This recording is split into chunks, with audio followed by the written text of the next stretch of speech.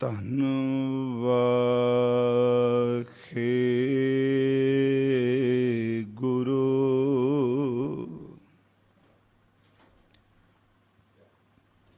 ਸਾਹਿਬ JIO.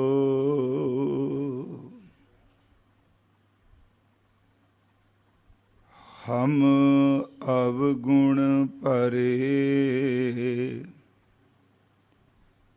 ਏਕ ਗੁਣ ਨਾਹੀ,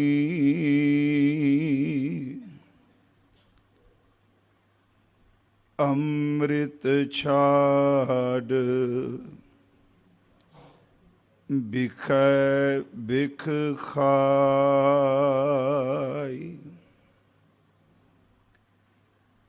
ਮਾਇਆ ਮੋਹ ਭਰਮ ਪੈ ਭੂਲੇ, ਸੁਤ ਦਾਰਾ ਸਿਉ ਪ੍ਰੀਤ ਲਗਾਈ।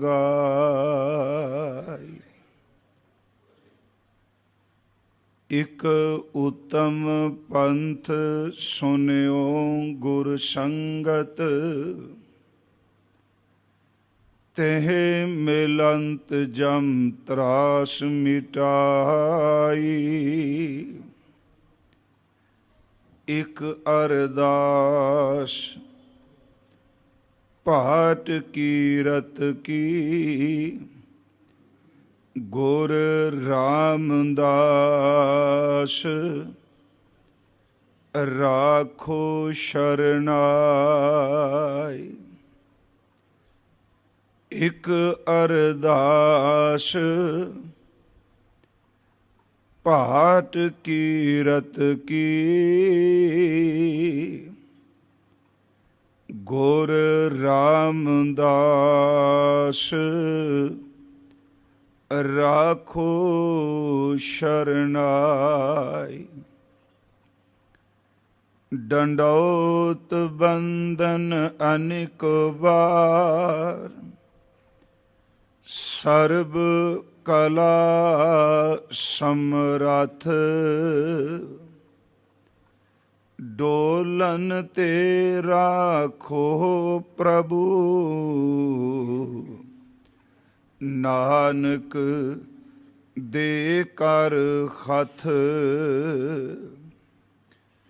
ਸਤਨਾਮ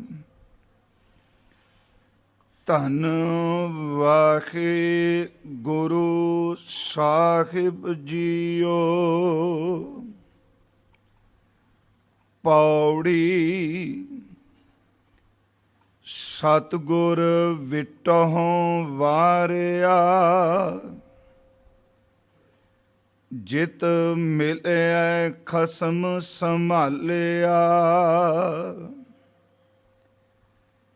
ਜਿਨ ਕਰ ਉਪਦੇਸ਼ ਗਿਆਨ ਅੰਜਨ ਦੀਆ, ਇਨੀ ਨੇਤਰੀ ਜਗਤ ਨਿਹਾਲਿਆ। ਖਸਮ ਛੋੜ ਦੂਜੈ ਲੱਗੇ, ਡੁੱਬੇ ਸੇਵਣ ਜਾਰਿਆ। ਸਤ ਗੁਰੂ ਹੈ ਬੋਹਿ ਥਾ, ਵਿਰਲੇ ਕਿਨੈ ਵਿਚਾਰਿਆ। ਕਰ ਕਿਰਪਾ ਪਾਰ ਉਤਾਰਿਆ, ਸਤ ਗੁਰੂ ਹੈ ਬੋਹਿ ਥਾ, ਵਿਰਲੇ ਕਿਨੈ ਵਿਚਾਰਿਆ। ਕਰ ਕਿਰਪਾ ਪਾਰ ਉਤਾਰਿਆ। ਵਾਹਿਗੁਰੂ ਜੀ ਕਾ ਖਾਲਸਾ, ਵਾਹਿਗੁਰੂ ਜੀ ਕੀ ਫਤਿਹ। ਪਰਮ ਸਨਮਾਨਯੋਗ ਸਤਿਗੁਰੂ ਸਾਹਿਬ ਸ੍ਰੀ ਗੁਰੂ ਗ੍ਰੰਥ ਸਾਹਿਬ ਮਹਾਰਾਜ ਜੀ ਦੀ ਪਾਵਨ ਪਵਿੱਤਰ ਹਜ਼ੂਰੀ ਅੰਦਰ ਸੰਧਿਆ ਤੋਂ ਸਜੇ ਹੋਏ ਇਸ ਗੁਰਮਤਿ ਦੀਵਾਨ ਦੀ ਆਪ ਜੀ ਹਾਜ਼ਰੀ ਭਰ ਰਹੇ ਹੋ। ਸਤਿਗੁਰਾਂ ਦੇ ਅੰਮ੍ਰਿਤ ਬਚਨ ਕੀਰਤਨ ਆਪ ਜੀ ਸਰਵਣ ਕਰ ਰਹੇ ਸੀ। ਹਜ਼ੂਰ ਦੀ ਆਸਾ ਕੀ ਵਾਰ ਦੀ 13ਵੀਂ ਪੌੜੀ ਨਾਲ ਜੋ 2 ਸ਼ਲੋਕ ਦਰਜ ਨੇ, ਇਹਨਾਂ ਦੀ ਵਿਚਾਰ 2 ਦੀਵਾਨਾਂ ਵਿੱਚ ਆਪਾਂ ਕੀਤੀ ਸੀ। ਅੱਜ ਪ੍ਰਭਾਤ ਵੇਲੇ ਦੇ ਦੀਵਾਨ ਵਿੱਚ ਸਤਿਗੁਰੂ ਦੇ ਇਸ ਸ਼ਲੋਕ ਦੀ ਵਿਚਾਰ ਸ਼ਾਮ ਕਹੈ ਸਿਤੰਬਰ ਸੁਆਮੀ ਸੱਚ ਮਹਿ ਆਛੈ ਸਾਚ ਰਖੇ, ਇਸ ਦੀ ਵਿਚਾਰ ਕੀਤੀ ਗਈ ਸੀ। 4 ਵੇਦਾਂ ਦਾ ਜ਼ਿਕਰ ਕਰਕੇ 4 ਯੁੱਗਾਂ ਵਿੱਚ ਈਸ਼ਵਰੀ ਅਵਤਾਰਾਂ ਨੂੰ, ਜਾਂ ਇਉਂ ਕਹਿ ਲਓ ਕਿ ਵੱਖ-ਵੱਖ ਅਵਤਾਰਾਂ ਨੂੰ ਜਿਸ ਜਿਸ ਨਾਮ ਨਾਲ ਪੁਕਾਰਿਆ ਗਿਆ ਉਸ ਦਾ ਹਜ਼ੂਰ ਨੇ ਜ਼ਿਕਰ ਕੀਤਾ। ਸੁਬਹ ਅਰਜ਼ ਕੀਤੀ ਸੀ ਸਾਮ ਵੇਦ ਦਾ ਪਹਿਲਾ ਅੱਖਰ ਸੱਸਾ ਹੈ। ਹਾਲਾਂਕਿ ਜੇ ਵੇਦਾਂ ਦੀ ਅਸੀਂ ਤਰਤੀਬ ਦੇਖੀਏ ਤੇ ਸਭ ਤੋਂ ਪਹਿਲਾ ਵੇਦ ਜਿਹੜਾ ਹੈ ਉਹ ਰਿਗ ਵੇਦ ਹੈ। ਉਂਝ ਵੀ ਦੁਨੀਆ ਦੇ ਜਿੰਨੇ ਗ੍ਰੰਥ ਨੇ, ਮੈਂ ਬੇਨਤੀ ਕਰਾਂ, ਜਿੰਨੇ ਧਰਮ ਗ੍ਰੰਥ ਨੇ, ਸਭ ਤੋਂ ਪਹਿਲਾ ਪੁਰਾਤਨ ਗ੍ਰੰਥ ਜਿਹੜਾ ਹੈ ਉਹ ਰਿਗ ਵੇਦ ਹੈ। ਇਹ ਵੀ ਮਨੌਤ ਹੈ ਕਿ ਇਹ ਵੇਦ ਵੀ ਇਸ ਪੰਜਾਬ ਦੀ ਧਰਤੀ ਉੱਤੇ ਉਚਾਰਨ ਕੀਤਾ ਗਿਆ, ਇਹਦੀ ਸ਼ਰੂਤੀਆਂ ਇੱਥੇ ਇਕੱਠੀਆਂ ਕੀਤੀਆਂ। ਪਰ ਫਿਰ ਵੀ ਬੇਨਤੀ ਹੈ ਕਿ ਸਤਿਗੁਰੂ ਨੇ ਸਿਆਮ ਵੇਦ ਦੀ ਗੱਲ ਕੀਤੀ ਤੇ ਉਹ ਸਿਆਮ ਵੇਦ ਰਾਹੀਂ 7 ਯੁੱਗ ਦਾ ਜ਼ਿਕਰ ਕਰਦੇ ਨੇ। ਕਹਿੰਦੇ ਨੇ ਸਾਮ ਵੇਦ ਕਹਿ ਰਿਹਾ ਹੈ ਕਿ ਸਤਿਯੁਗ ਦੇ ਅੰਦਰ ਪਰਮੇਸ਼ਵਰ ਨੂੰ ਚਿੱਟੇ ਬਸਤਰਾਂ ਵਾਲਾ, ਸਤੰਬਰ ਦਾ ਅਰਥ ਚਿੱਟੇ ਬਸਤਰਾਂ ਵਾਲਾ ਖੰਸਾ ਅਵਤਾਰ ਮੰਨਿਆ ਹੈ। ਫਿਰ ਮੈਂ ਬੇਨਤੀ ਕਰਾਂਗਾ ਕਿ ਸਤਿਗੁਰੂ ਅਸਲ 'ਚ ਗੁਰਮਤਿ ਦੀ ਗੱਲ ਕਹਿਣੀ ਕੀ ਚਾਹੁੰਦੇ ਨੇ, ਕਿਉਂਕਿ ਜੇ ਆਪਾਂ ਸਿਰਫ ਉਤਲੀਆਂ ਤੁਕਾਂ ਪੜਾਂਗੇ ਤੇ ਕਈ ਵਾਰੀ ਬੰਦਾ ਆਪਣੇ ਅਰਥ ਕੱਢ ਜਾਂਦਾ ਹੈ। ਹੁਣ ਜਿਵੇਂ ਅਸੀਂ ਪੜ੍ਹ ਰਹੇ ਹਾਂ ਇਸ ਸ਼ਲੋਕ ਨੂੰ ਤੇ ਕਹਾਂਗੇ ਕਿ ਸਤਿਗੁਰੂ ਨੇ ਚਿੱਟੇ ਬਸਤਰਾਂ ਵਾਲਾ ਉਹਨੂੰ ਮੰਨਿਆ, ਪਰ ਜਦੋਂ ਅਖੀਰ ਤੇ ਆਪਾਂ ਪਹੁੰਚਾਂਗੇ ਸਾਨੂੰ ਸਮਝ ਪਏਗੀ ਕਿ ਹਜ਼ੂਰ ਸਾਨੂੰ ਸਮਝਾਉਣਾ ਕੀ ਚਾਹੁੰਦੇ ਨੇ। ਮਹਾਰਾਜ ਕਹਿੰਦੇ ਨੇ ਸਾਮ ਵੇਦ ਕਹਿ ਰਿਹਾ ਹੈ ਸਤਿਯੁਗ ਵਿੱਚ ਚਿੱਟੇ ਬਸਤਰਾਂ ਵਾਲਾ, ਚਿੱਟੇ ਰੰਗ ਵਾਲਾ ਸਵਤੰਬਰ, ਚਿੱਟੇ ਬਸਤਰਾਂ ਵਾਲਾ ਖੰਸਾ ਅਵਤਾਰ ਹੈ। ਅੱਗੇ ਮਹਾਰਾਜ ਸ਼ਬਦ ਵਰਦੇ ਨੇ ਕਿ ਰਿਗ ਦਾ ਪਹਿਲਾ ਅੱਖਰ ਹੈ ਰਾਰਾ, ਤੇ ਉਸ ਵਕਤ ਜਿਹੜਾ ਦੂਸਰਾ ਯੁੱਗ ਹੈ ਤ੍ਰੇਤਾ, ਉਸ ਦੇ ਅਵਤਾਰ ਨੇ ਸ਼੍ਰੀ ਰਾਮ ਚੰਦਰ ਜੀ। ਰਾਰੇ ਅੱਖਰ ਰਾਹੀਂ ਉਹ ਰਾਮ ਜੀ ਦਾ ਜ਼ਿਕਰ ਕਰ ਰਹੇ ਨੇ। ਉਸ ਤੋਂ ਬਾਅਦ ਤੀਸਰਾ ਵੇਦ ਹੈ ਜੁਜਰ, ਤੇ ਜਿਹੜਾ ਤੀਸਰਾ ਯੁੱਗ ਹੈ ਉਹ ਹੈ ਦੁਆਪਰ, ਤੇ ਜੱਜਰ ਦੇ ਰਾਹੀਂ ਹਜ਼ੂਰ ਜਾਦਮ ਅਵਤਾਰ ਦਾ ਕਾਨ ਕ੍ਰਿਸ਼ਨ ਜਾਦਮ ਭਇਆ, ਜੁਜਰ ਤੇ ਜਾਦਮ ਜੋ ਅੱਖਰ। ਉਸ ਤੋਂ ਬਾਅਦ ਕਲਯੁਗ ਤੇ ਵੇਦ ਹੈ ਅਥਰਬਨ, ਤੇ ਇਹਦਾ ਪਹਿਲਾ ਅੱਖਰ ਹੈ ਐੜਾ, ਤੇ ਕਲਯੁਗ ਦੇ ਅੰਦਰ ਅਥਰਬਨ ਵੇਦ ਹੈ ਤੇ ਰੱਬ ਜਿਹਨੂੰ ਪ੍ਰਭੂ ਕ੍ਰਿਸ਼ਨ ਰਾਮ ਕਹਿ ਰਹੇ ਸਨ, ਨਾਉ ਖੁਦਾਈ ਅੱਲਾਹ ਪਾਇਆ, ਐੜੇ ਰਾਹੀਂ ਉਸ ਦਾ ਨਾਮ ਅੱਲਾਹ ਪੈ ਗਿਆ। ਸਤਿਗੁਰੂ ਕਹਿੰਦੇ ਨੇ 4 ਵੇਦ ਆਪਣੀ ਥਾਂ ਗੱਲ ਸਚਿਆਰ ਹੋ ਗਏ। ਜਿਨ੍ਹਾਂ ਨੇ ਪੜ੍ਹਿਆ ਵਿਚਾਰਿਆ ਉਹਨਾਂ ਨੂੰ ਸਮਝ ਪਈ। ਸਾਰੀ ਗੱਲ ਕਰਕੇ 4 ਯੁੱਗਾਂ ਦੀ, 4 ਅਵਤਾਰਾਂ ਦੀ ਬੇਨਤੀ ਕਰਾਂਗਾ, 4 ਵੇਦਾਂ ਦੀ। ਪਰ ਅਖੀਰ ਤੇ ਸਤਿਗੁਰੂ ਨੇ ਤੱਤ ਇਹ ਸਮਝਾਇਆ, ਭਲੇ ਲੋਕੋ ਐਵੇਂ ਚੋਖੀਆਂ ਉਗਤੀਆਂ ਜੁਗਤੀਆਂ ਦਲੀਲਾਂ ਵਿੱਚ ਮਤ ਪਿਆ ਜੇ। ਅਸਲ 'ਚ ਮੁਕਤੀ ਦਾ ਪਾਤਰ ਉਹੀ ਬਣਦਾ ਹੈ ਜਿਹੜਾ ਪ੍ਰੇਮਾ ਭਗਤੀ ਕਰਕੇ ਆਪਣੇ ਆਪ ਨੂੰ ਬਿਲਕੁਲ ਨੀਵਾਂ ਜਣਾਉਂਦਾ ਹੈ। ਸਤਿਗੁਰੂ ਦੇ ਇਹ ਬਚਨ ਕਿ ਭਾਉ ਭਗਤ ਕਰ ਨੀਚ ਸਦਾਏ। ਇੱਥੇ ਸਵੇਰੇ ਵਿਚਾਰ ਆਪਾਂ ਰੋਕੀ ਸੀ, ਇਸ ਤੋਂ ਅੱਗੇ ਚੱਲਣਾ ਹੈ। ਪੌੜੀ ਵੀ ਸ਼ਾਮਲ ਹੈ ਅੱਜ ਦੀ ਇਸ ਵਿਚਾਰ 'ਚ। ਭਾਉ ਆਪ ਸਾਰੇ ਜਾਣਦੇ ਹੋ, ਗੁਰਬਾਣੀ 'ਚ ਦੋ ਸ਼ਬਦ, ਇੱਕ ਭਾਉ ਤੇ ਇੱਕ ਭਾਉ ਆਉਂਦਾ ਹੈ। ਹਾਲਾਂਕਿ ਭਾਵ ਸ਼ਬਦ ਵੀ ਗੁਰੂ ਗ੍ਰੰਥ ਸਾਹਿਬ ਦੀ ਬਾਣੀ 'ਚ ਆਇਆ ਹੈ। ਜਿੱਥੇ ਭਾਉ ਲਫ਼ਜ਼ ਆਉਂਦਾ ਹੈ, ਭੈ ਤੇ ਭਾਉ, ਭਾਉ ਦਾ ਅਰਥ ਹੈ ਡਰ ਤੇ ਭਾਉ ਦਾ ਅਰਥ ਹੈ ਪ੍ਰੇਮ। ਅਸੀਂ ਸ਼ਬਦ ਪੜ੍ਹਨੇ ਹਾਂ ਕਿ ਭਾਉ ਭਗਤ ਕਰ, ਭਾਉ ਦਾ ਅਰਥ ਕੀਤਾ ਪ੍ਰੇਮ, ਤੇ ਭਗਤ ਦੇ ਤੱਤੇ ਨੂੰ ਇੱਥੇ ਸਿਹਾਰੀ ਲੱਗੀ ਹੈ, ਇਹਦਾ ਅਰਥ ਹੈ ਭਗਤੀ। ਕਹਿੰਦੇ ਨੇ ਜਿਹੜਾ ਪ੍ਰੇਮਾ ਭਗਤੀ ਪਰਮੇਸ਼ਵਰ ਦੀ ਕਰਦਾ ਹੈ, ਜਿਹੜਾ ਪ੍ਰੇਮਾ ਭਗਤੀ ਪਰਮਾਤਮਾ ਦੀ ਕਰਦਾ ਹੈ, ਤੇ ਜਿਤਨਾ ਉਹ ਸਿਮਰਨ ਕਰਦਾ ਹੈ, ਭਗਤੀ ਕਰ ਕਰਕੇ ਆਪਣੇ ਆਪ ਨੂੰ ਨੀਚ ਸਦਾਉਂਦਾ ਹੈ, ਕਰਕੇ ਭਗਤੀ ਆਪਣਾ ਆਪ ਜਣਾਉਂਦਾ ਨਹੀਂ। ਭਾਉ ਭਗਤ ਕਰ ਨੀਚ ਸਦਾਏ। ਤੇ ਮਹਾਰਾਜ ਕਹਿੰਦੇ ਤਾਓ ਨਾਨਕ ਮੋਖ ਅੰਤਰ। ਦੇਖੋ ਸ਼ਬਦ ਨੇ, ਇੱਕ ਮੋਖ ਤੇ ਇੱਕ ਅੰਤਰ। ਇਹਨਾਂ ਦੋ ਸ਼ਬਦਾਂ ਦਾ ਇੱਕ ਸ਼ਬਦ ਬਣ ਗਿਆ ਮੋਖ ਅੰਤਰ। ਅੰਤਰ ਦਾ ਅਰਥ ਹੈ ਆਪਣੇ ਅੰਦਰੋਂ। ਜਿਹੜਾ ਪ੍ਰੇਮਾ ਭਗਤੀ ਕਰਕੇ ਆਪਣੇ ਆਪ ਨੂੰ ਨੀਵਾਂ ਦਰਸਾਉਂਦਾ ਹੈ, ਕਿਉਂਕਿ ਕੱਲ ਨੂੰ ਜਿਹੜਾ ਬਚਨ ਆਉਣਾ ਉਹ ਨਿਮਰਤਾ ਦਾ ਸੂਚਕ ਹੈ। ਸ਼ਲੋਕ ਸਿਮਲ ਰੁਖ ਸਰਾਇਰਾ ਅਤ ਦੀਰਘ ਅਤ ਮੁੱਚ। ਇੱਕ ਹੈ ਨਿਮਰਤਾ ਵਿਖਾਵੇ ਦੀ, ਇੱਕ ਹੈ ਨਿਮਰਤਾ ਸਿਮਰਨ ਵਿੱਚੋਂ ਪੈਦਾ ਹੋਈ। ਉਹ ਅਸੀਂ ਸੁਬਾਹ ਦੇਖਾਂਗੇ। ਹਜ਼ੂਰ ਕਹਿ ਰਹੇ ਨੇ ਭਾਉ ਭਗਤ ਕਰ ਨੀਚ ਸਦਾਏ, ਤਾਉ ਨਾਨਕ ਮੋਖ ਅੰਤਰ ਪਾਏ। ਜਿਹੜਾ ਪ੍ਰੇਮਾ ਭਗਤੀ ਕਰਕੇ ਆਪਣੇ ਆਪ ਨੂੰ ਨਿਮਰਤਾ ਵਿੱਚ ਲੈ ਜਾਂਦਾ ਹੈ, ਭਗਤੀ ਦਾ ਸੁਭਾਅ ਹੀ ਹੈ ਨਿਮਰਤਾ ਵਿੱਚ ਲੈ ਕੇ ਜਾਣਾ। ਆਪਣੇ ਆਪ ਨੂੰ ਨਿਮਰਤਾ ਵਿੱਚ ਲੈ ਜਾਂਦਾ ਹੈ, ਨੀਚ ਸਦਾਉਂਦਾ ਹੈ, ਬਾਕੀ ਸਭ ਚੰਗੇ ਨੇ। ਤੇ ਮਹਾਰਾਜ ਕਹਿੰਦੇ ਨੇ ਉਹ ਆਪਣੇ ਅੰਤਰ ਆਤਮੇ ਤੋਂ ਮੁਕਤ ਹੋ ਜਾਂਦਾ ਹੈ, ਉਹ ਅੰਦਰੋਂ ਮੁਕਤ ਹੈ। ਭਾਵੇਂ ਸੰਸਾਰੀ ਫਰਜ਼ ਉਹ ਅਦਾ ਕਰਦਾ ਹੈ, ਬਾਹਰ ਇੰਜ ਲੱਗਦਾ ਜਿਵੇਂ ਇਹ ਦੁਨੀਆ ਦੇ ਕਾਰਜਾਂ ਵਿੱਚ ਉਲਝਿਆ ਹੋਇਆ ਹੈ।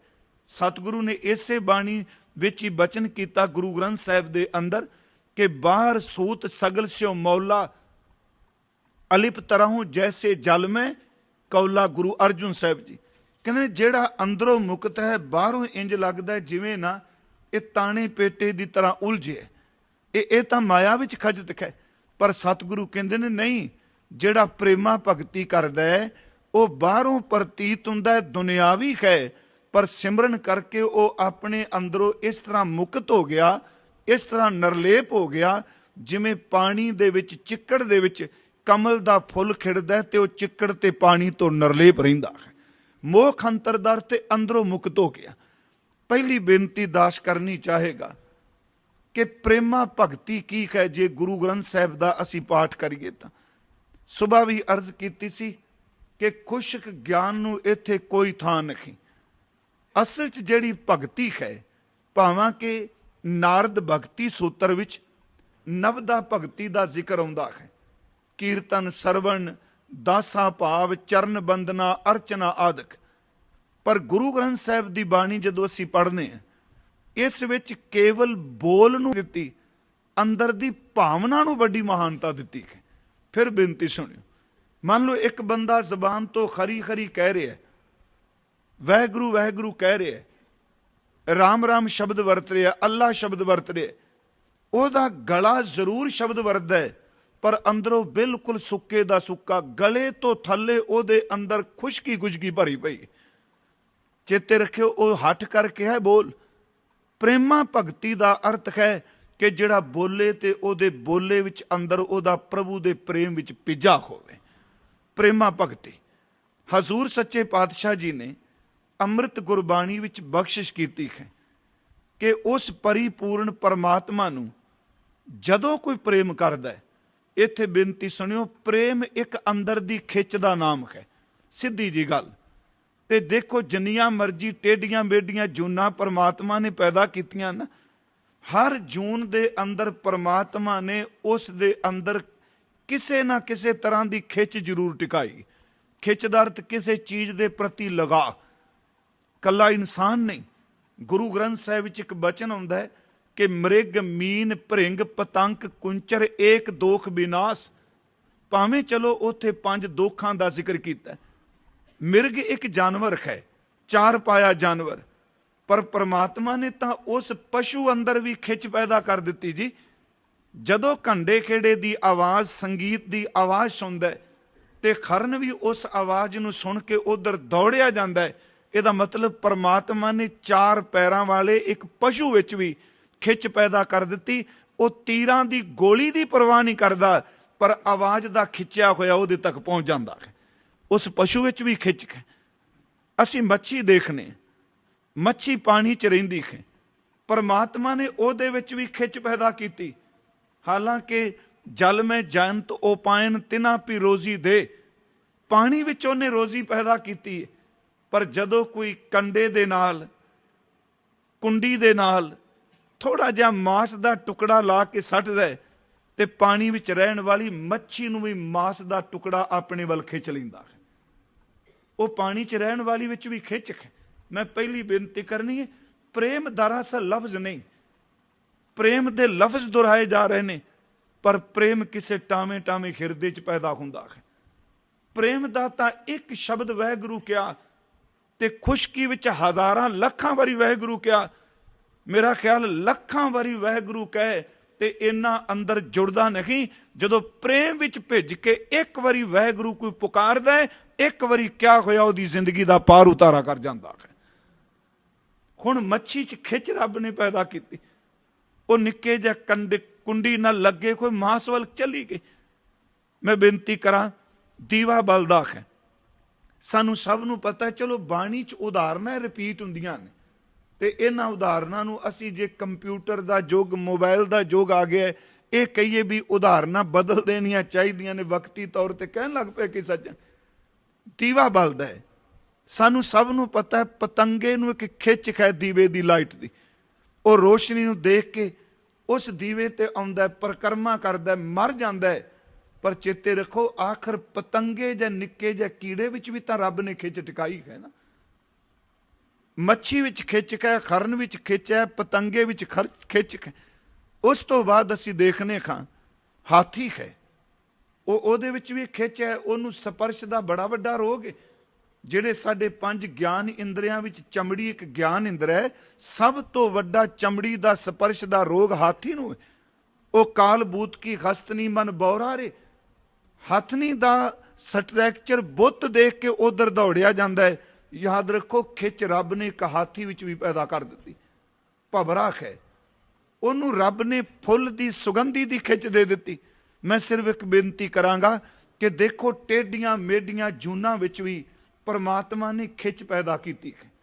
ਤੁਸੀਂ ਇੱਕ ਸ਼ਬਦ ਪੜ੍ਹਦੇ ਹੋ ਬਾਣੀ 'ਚ, ਵਸ਼ਲ, ਭਗਤ ਵਛਲ। ਇਹਦੇ ਅਰਥ ਕੀ ਨੇ? ਭਗਤ ਦਾ ਅਰਥ ਤਾਂ ਬੜਾ ਸਪਸ਼ਟ ਹੈ ਕਿ ਭਗਤੀ। ਵਛਲ ਦਾ ਅਰਥ ਕੀ ਹੈ?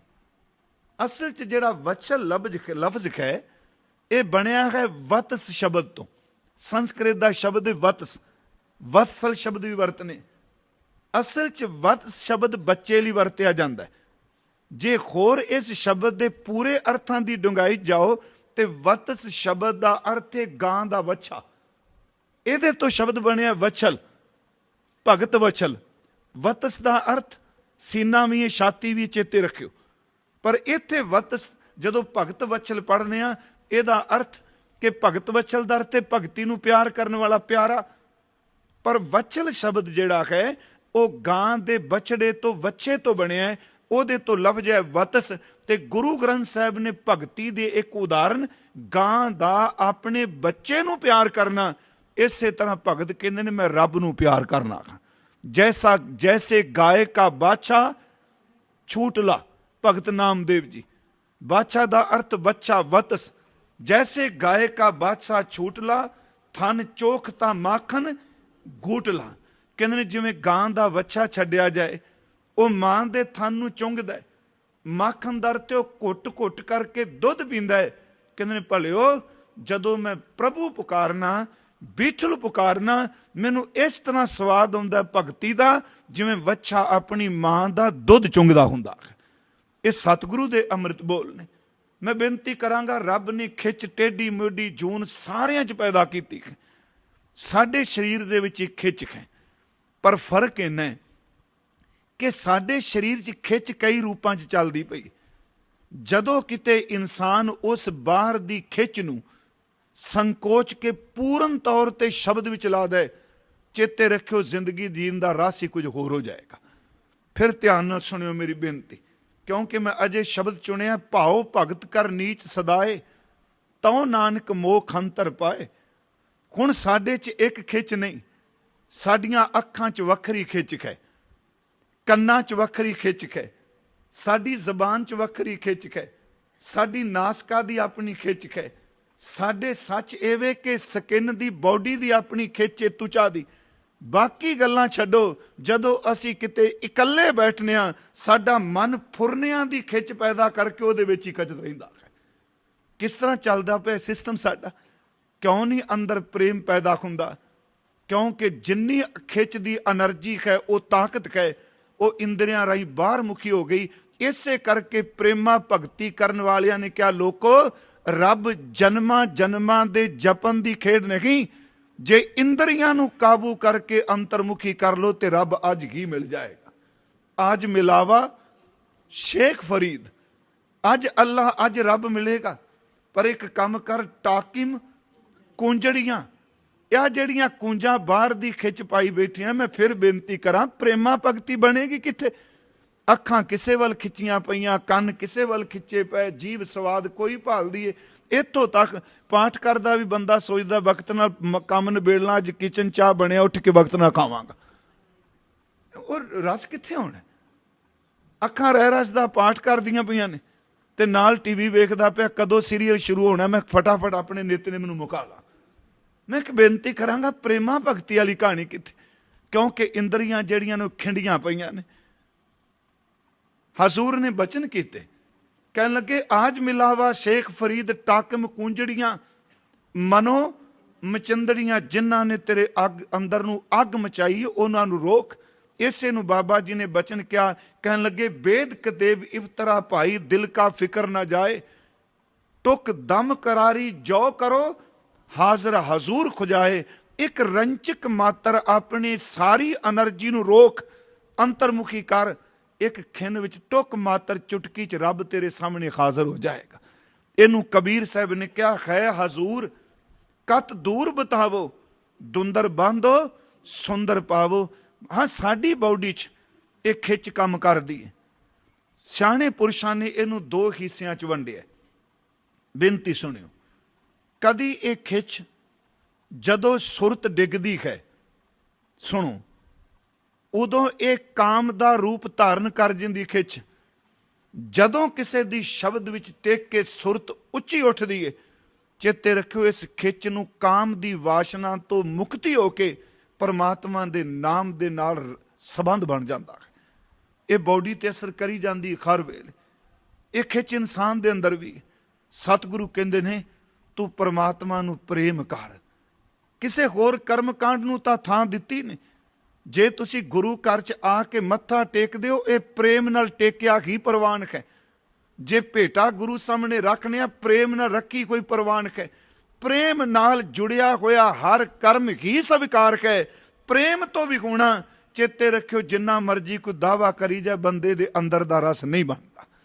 ਮੈਨੂੰ ਯਾਦ ਹੈ, ਮੈਂ ਇੱਕ ਵਾਰ ਅਰਜ਼ ਕੀਤੀ ਸੀ ਕਿ ਸੰਤ ਬਾਬਾ ਅਤਰ ਸਿੰਘ ਜੀ ਮਸਤੂਆਣੇ ਵਾਲੇ, ਉਹਨਾਂ ਨੂੰ ਪੁੱਛਿਆ ਸੀ, ਬਾਬਾ ਤੇਜਾ ਸਿੰਘ ਉਹਨਾਂ ਨੇ ਜੀਵਨ 'ਚ ਲਿਖਿਆ, ਉਹਨਾਂ ਦੇ ਕਿਸੇ ਨੇ ਪੁੱਛਿਆ ਸੀ ਵੀ ਸਾਰੇ ਕਹਿੰਦੇ ਨੇ ਪਰਮਾਤਮਾ ਪ੍ਰੇਮ ਨਾਲ, ਭਗਤੀ ਨਾਲ, ਪ੍ਰੇਮਾ ਭਗਤੀ ਨਾਲ, ਪ੍ਰੇਮ ਦੇ ਅਰਥ ਕੀ ਨੇ? ਉਹਨਾਂ ਨੇ ਬੜੇ ਪਿਆਰੇ ਸ਼ਬਦ ਕਹੇ ਸਨ, ਕਿਉਂਕਿ ਭਗਤ ਦੀ ਵੋਕੈਬਲਰੀ ਵੀ ਆਪਣੀ ਹੁੰਦੀ ਹੈ, ਕੋਸ਼ ਵੀ ਆਪਣਾ ਹੁੰਦਾ ਹੈ, ਤੇ ਯਾਦ ਰੱਖਿਓ, ਭਗਤ ਦੇ ਅਰਥ ਵੀ ਆਪਣੇ ਹੁੰਦੇ ਨੇ। ਇਹ ਫਿਰ ਧਿਆਨ ਨਾਲ ਸੁਣਿਓ। ਗੁਰੂ ਗ੍ਰੰਥ ਸਾਹਿਬ 'ਚ ਬੜੇ ਸ਼ਬਦ ਨੇ। ਦਾਸ ਨੇ ਇੱਕ ਵਾਰ ਅਰਜ਼ ਕਿਹਾ ਸੀ, ਕੋਸ਼ ਅਰਥ ਕੋਈ ਕਰੇਗਾ, ਭਗਤ ਉਹਦੇ ਅਰਥ ਹੋਰ ਕੋਈ ਬਣਾ ਦੇਗਾ। ਜਿਵੇਂ ਅਸੀਂ ਇਹ ਸ਼ਬਦ ਪੜ੍ਹਨੇ ਆ ਕਿ ਬਾਬਾ ਕਬੀਰ ਸਾਹਿਬ ਦਾ, ਚਲੋ ਦੋ ਤੁਕਾਂ ਪੜ੍ਹ ਲਾਂਗੇ, ਸਮਝ ਪੈ ਜਾਏਗੀ। ਪਹਿਲੀ, ਕਰੂਪ ਕੁਜਾਤ ਕੁਲੱਖਣੀ, ਸਹੁਰੇ ਪਈਏ ਬੁਰੀ, ਅਬ ਕੀ ਸਰੂਪ ਸੁਜਾਨ ਸੁਲੱਖਣੀ, ਸਹਿਜੇ ਉਦਰ ਧਰੀ, ਭਲੀ ਸਰੀ ਮੂਈ ਮੇਰੀ ਪਹਿਲੀ ਬਰੀ, ਜੁਗ ਜੁਗ ਜੀਵੋ ਮੇਰੀ ਅਬ ਕੀ ਧਰੀ। ਇਹ ਤਿੰਨ ਚਾਰ ਤੁਕਾਂ ਨੇ। ਪਹਿਲੀ, ਕਰੂਪ ਕੁਜਾਤ ਕੁਲੱਖਣੀ, ਕਹਿੰਦੇ ਜਿਹੜਾ ਮੇਰੀ ਪਹਿਲਾ ਜੀਵਨ ਸਾਥਣ ਸੀ, ਪਤਨੀ ਸੀ, ਵਹੁਟੀ ਸ਼ਬਦ ਵਰਤਿਆ ਟੀਕਾਕਾਰਾਂ ਨੇ, ਕਹਿੰਦੇ ਉਹਦੀ ਸ਼ਕਲ ਚੰਗੀ ਨਹੀਂ ਸੀ, ਉਹਦੇ ਲੱਛਣ ਚੰਗੇ ਨਹੀਂ ਸਨ, ਉਹਦੀ ਜ਼ਾਤ ਚੰਗੀ ਨਹੀਂ ਸੀ, ਪੇਕੇ ਘਰ ਵਿੱਚ ਵੀ ਧੱਕੇ ਖਾਂਦੀ ਸੀ, ਸਹੁਰੇ ਘਰ ਵਿੱਚ ਵੀ ਫਟਕਾਰਾਂ ਹੀ ਖਾਈ ਗਏ। ਪਹਿਲੀ ਕਰੂਪ ਕੁਜਾਤ ਕੁਲੱਖਣੀ, ਸਹੁਰੇ ਪਈ ਹੈ ਬੁਰੀ। ਅੱਗੇ ਕਹਿੰਦੇ ਨੇ ਅਬ ਕੀ ਸਰੂਪ ਸੁਜਾਨ ਸੁਲੱਖਣੀ, ਜਿਹਦੇ ਨਾਲ ਹੁਣ ਵਿਆਹ ਹੋਇਆ, ਇੱਥੇ ਸ਼ਬਦ ਵਿਆਹ ਵਰਤਿਆ ਉਹਨਾਂ ਨੇ, ਜਿਹਦੇ ਨਾਲ ਹੁਣ ਮੇਰਾ ਰਿਸ਼ਤਾ ਬਣਿਆ ਉਹ ਸੌਗੜ ਵੀ ਕਹੇ, ਸਿਆਣੀ ਵੀ ਕਹੇ, ਉਹਨੂੰ ਰੂਪ ਵੀ ਰੱਬ ਨੇ ਦਿੱਤਾ ਹੈ। ਅਬ ਕੀ ਸਰੂਪ ਸੁਜਾਨ ਸੁਲੱਖਣੀ ਸਹਿਜੇ ਉਦਰ ਧਰੀ ਮੈਂ, ਉਦਰ ਦਾ ਅਰਥ ਪੇਟ। ਕਹਿੰਦੇ ਨੇ ਜਿਹਦੇ ਨਾਲ ਹੁਣ ਮੇਰਾ ਸੰਬੰਧ ਬਣਿਆ, ਮੈਂ ਸਹਿਜੇ ਹੀ ਉਹਨੂੰ ਆਪਣੇ ਅੰਦਰ ਟਿਕਾ ਲਿਆ। ਕਿ ਕਬੀਰ ਸਾਹਿਬ ਦੀਆਂ ਸਰੀਰਕ ਤੌਰ ਤੇ 2 ਸ਼ਾਦੀਆਂ ਨੇ, ਕਿ ਉਹਨਾਂ ਦੀ ਪਤਨੀ ਦੀ ਡੈਥ ਹੋ ਗਈ ਤਾਂ ਦੂਜਾ ਵਿਆਹ ਕੀਤਾ। ਅਗਲੀ ਤੋਕੇ ਭਲੀ ਸਰੀ ਮੁਈ ਮੇਰੀ ਪਹਿਲੀ ਬਰੀ, ਜਿਹਨੂੰ ਮੈਂ ਪਹਿਲਾਂ ਵਿਆਹਿਆ ਸੀ ਚੰਗਾ ਬਰੀ ਦਰ ਤੇ ਵਿਆਹਿਆ, ਉਹ ਮਰ ਗਈ। ਜੁਗ ਜੁਗ ਜੀਵੋ ਮੇਰੀ ਅਬ ਕੀ ਧਰੀ, ਜਿਹਨੂੰ ਹੁਣ ਵਿਆਹ ਕੇ ਲਿਆਂਦਾ ਜੁਗ ਜੁਗ ਜੀਏ। ਪਰ ਇੱਥੇ ਮਤਲਬ ਅਖਰੀ ਅਰਥ ਇਹ ਨੇ, ਪਰ ਭਾਵ ਅਰਥ ਇਹ ਵੇ ਕਿ ਭਗਤੀ ਤੋਂ ਪਹਿਲਾਂ, ਗੁਰੂ ਨੂੰ ਮਿਲਣ ਤੋਂ ਪਹਿਲਾਂ ਜਿਹੜੀ ਮਨ ਮਤ ਫਿਟਕਾਰਯੋਗ ਸੀ, ਨਾ ਇਸ ਲੋਕ ਵਿੱਚ ਤੇ ਨਾ ਪਰਲੋਕ ਵਿੱਚ ਢੋਈ ਸੀ, ਉਹ ਦੁਰਮਤ ਦਾ ਨਾਸ਼ ਹੋ ਗਿਆ। ਹੁਣ ਗੁਰੂ ਨੇ ਆਪਣੀ ਨਾਮ ਦੀ ਪ੍ਰੇਮਾ ਭਗਤੀ ਦੀ ਸਿੱਖਿਆ ਦਿੱਤੀ, ਇਹਨੂੰ ਇੱਥੇ ਵੀ ਸਤਿਕਾਰ ਮਿਲੇਗਾ ਤੇ ਪ੍ਰਭੂ ਦੀ ਦਰਗਾਹ ਵਿੱਚ ਵੀ ਮਿਲੇਗਾ। ਹੁਣ ਭਾਵ ਅਰਥ ਇਹ ਹੈ। ਫਿਰ ਬੇਨਤੀ ਹੈ, ਸਾਹਿਬ ਸ਼੍ਰੀ ਗੁਰੂ ਗ੍ਰੰਥ ਸਾਹਿਬ ਦੀ ਅੰਮ੍ਰਿਤ ਬਾਣੀ ਚੋਂ ਪ੍ਰੇਮਾ ਭਗਤੀ ਜਿਹੜਾ ਕਰੇਗਾ ਤੇ ਪ੍ਰੇਮਾ ਭਗਤੀ ਕਰਕੇ ਆਪਣੇ ਆਪ ਨੂੰ ਨੀਵਾਂ ਸਦਾਏ। ਦਾਸ ਕਈ ਵਾਰੀ ਬੇਨਤੀ ਕਰਦਾ ਹੈ ਕਿ ਗੁਰੂ ਨਾਨਕ ਸਾਹਿਬ ਜੀ ਉਹ ਤਾਂ ਬਚਨ ਕਰਦੇ ਨੇ, ਪਰਮਾਤਮਾ ਗੱਲ ਹੀ ਉਹਦੇ ਨਾਲ ਕਰਦਾ ਜਿਹਨੂੰ ਪ੍ਰੇਮ ਦੀ ਬੋਲੀ ਆਉਂਦੀ ਹੈ। ਪ੍ਰੇਮ ਅੱਖਰਾਂ ਦਾ ਮੁਤਾਜ ਨਹੀਂ, ਜਿਹਦੇ ਅੰਦਰ ਪ੍ਰੇਮ ਪੈਦਾ ਹੋ ਜਾਏ ਉਹਦੀਆਂ ਅੱਖਾਂ ਦਾ ਪਾਣੀ ਵੀ ਬੋਲੀ ਬਣ ਜਾਂਦਾ ਹੈ, ਉਹਦੇ ਸੀਨੇ ਦੀ ਸਿੱਕ ਵੀ ਬੋਲੀ ਬਣ ਜਾਂਦੀ ਹੈ। ਚੇਤੇ ਰੱਖਿਓ, ਪ੍ਰੇਮ 'ਚ ਭਿੱਜੇ ਹੋਏ ਦੇ ਖੋਕੇ ਵੀ ਰੱਬ ਦੇ ਦਰ ਦੀ ਬੋਲੀ ਬਣ ਜਾਂਦੇ। ਪਰ ਮੈਂ ਸ਼ਬਦ ਵਰਤਿਆ, ਉਸ ਦੀ ਬੋਲੀ ਪ੍ਰੇਮ ਹੈ। ਅਸੀਂ ਰੋਜ਼ ਗੁਰਦੇਵ ਦਾ ਇਹ ਬਚਨ ਪੜ੍ਹਦੇ ਹਾਂ, ਸਾਚਾ ਸਾਹਿਬ ਸਾਚ ਨਾਏ ਭਾਖਿਆ ਭਾਓ ਪ੍ਰੇਮ, ਭਾਓ ਭਗਤ ਕਰਨੀ ਸਦਾਏ, ਭਾਖਿਆ ਭਾਓ ਅਪਾਰ। ਉਸ ਪ੍ਰਭੂ ਦਾ ਪ੍ਰੇਮ, ਭਾਖਿਆ ਭਾਓ ਅਪਾਰ, ਆਖੈਂ ਮੰਗਹਿ ਦੇ ਦੇ, ਦਾਤ ਕਰੇ ਦਾਤਾਰ, ਫੇਰ ਕੇ ਅੱਗੇ ਰੱਖੀਐ ਜਿਤ ਦਿਸੈ ਦਰਬਾਰ, ਮੋਹ ਕੇ ਬੋਲਣ ਬੋਲੀਐ ਜਿਤ ਸੁਣ ਧਰੇ ਪਿਆਰ, ਅੰਮ੍ਰਿਤ ਵੇਲਾ ਸੱਚ ਨਾਉ ਵਡਿਆਈ ਵਿਚਾਰ, ਕਰਮੀ ਆਵੇ ਕਪੜਾ ਨਦਰੀ ਮੋਖ ਦੀਵਾਰ। ਜੇ ਉਹਨੂੰ ਕੋਈ ਪਿਆਰ ਨਾਲ ਪੁਕਾਰੇ, ਅਸੀਂ ਰੋਜ਼ ਸਵਈਏ ਜਦੋਂ ਪੜ੍ਹਦੇ ਹਾਂ ਨਿਤਨੇਮ 'ਚ, ਸਤਿਗੁਰੂ ਨੇ ਉਸ ਸਵਈਏ ਵਿੱਚ, 9ਵੇਂ ਸਵਈਏ ਵਿੱਚ ਜਿਹੜੀਆਂ 3 ਉਦਾਹਰਨਾਂ ਦਿੱਤੀਆਂ, ਉਹ ਦੁਨਿਆਵੀ ਨਹੀਂ, ਉਹ ਧਰਮ ਦੇ ਕਰਮ ਕਾਂਡਾਂ ਨਾਲ ਸੰਬੰਧਿਤ ਨੇ। ਨੇਤਰ ਬੰਦ ਕਰਕੇ ਬੈਠ ਗਿਆ ਤੇ ਮਹਾਰਾਜ ਜੀ ਨੇ ਕੀ ਹੋਇਆ, ਤੇਰੀਆਂ ਅੱਖਾਂ ਬੰਦ ਹੋ ਗਈਆਂ। ਪਰ ਸਤਿਗੁਰੂ ਕਹਿੰਦੇ ਨੇ ਅੱਖਾਂ ਬੰਦ ਕਰਨੀਆਂ ਜੇ ਅੰਦਰ ਪ੍ਰੇਮਾ ਭਗਤੀ ਨਹੀਂ ਤੇ ਇੱਕ ਬਗਲੇ ਦੇ ਨੇਤਰ ਬੰਦ ਨੇ। ਤੂੰ ਇਸ਼ਨਾਨ ਕਰਨਾ ਜੇ ਅੰਦਰ ਪ੍ਰੇਮ ਨਹੀਂ ਤੇ 7 ਸਮੁੰਦਰ ਨਹਾ ਕੇ ਵੀ ਫਾਇਦਾ ਨਹੀਂ। ਜਿੰਨੇ ਮਰਜ਼ੀ ਤੂੰ ਵਖਿਆਨ ਕਰੀ ਜਾ ਬੈਠ ਕੇ, ਸੱਚ ਇਹ ਪ੍ਰੇਮ ਤੋਂ ਬਿਨਾਂ ਵਖਿਆਨ ਵੀ ਸਿੱਖਣੇ ਨੇ। ਪਰ ਅਖੀਰ ਤੇ ਕਿਆ ਦੁਨੀਆ ਦੇ ਲੋਗੋ, ਕੱਲਾ ਸਿੱਖ ਨਹੀਂ, ਮੁਸਲਮਾਨ ਨਹੀਂ, ਅੱਜ ਤੱਕ ਜਿੰਨੇ ਵੀ ਪਰਮਾਤਮਾ ਨੂੰ ਪਾਇਆ ਉਹਨੇ ਪ੍ਰੇਮ ਕਰਕੇ ਪਾਇਆ, ਪ੍ਰੇਮ ਕਰਕੇ ਉਹਨੂੰ ਮਿਲਿਆ। ਤੇ ਮੈਂ ਸ਼ੁਰੂ ਕੀਤਾ ਸੀ, ਉਹਨਾਂ ਪੁੱਛਿਆ ਪ੍ਰੇਮ ਦੇ ਅਰਥ ਕੀ, ਕਿਉਂਕਿ ਉਹ ਗੱਲ ਵਿੱਚ ਰਹਿ ਨਾ ਜਾਏ। ਪ੍ਰੇਮ ਦੇ ਅਰਥ ਕੀ? ਤੇ ਬਾਬਾ ਅਤਰ ਸਿੰਘ ਉਹਨਾਂ ਨੇ ਇੱਕੋ ਸ਼ਬਦ ਕਿਹਾ ਸੀ ਕਿ ਪ੍ਰੇਮ ਦੇ ਅਰਥ ਨੇ ਪਰੇ ਮੈਂ। ਜਿੱਦਨ ਮੈਂ ਨੂੰ ਆਪਣੇ ਖਹਿੜਾ ਛਡਾ ਕੇ ਤੂੰ ਭਗਤੀ ਕਰੇਗਾ, ਕੱਲਾ ਪ੍ਰੇਮ ਹੀ ਰਹਿ ਜਾਏਗਾ।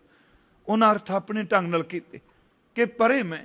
ਸਤਿਗੁਰੂ ਗੁਰੂ ਗੋਬਿੰਦ ਸਿੰਘ ਜੀ ਦੇ ਇਹ ਪਵਿੱਤਰ ਅੰਮ੍ਰਿਤ ਬੋਲ ਕਿ ਕਹਾ ਭਇਓ, ਕੀ ਹੋਇਆ ਜੇ ਤੇਰੇ ਨੇਤਰ ਬੰਦ ਨੇ?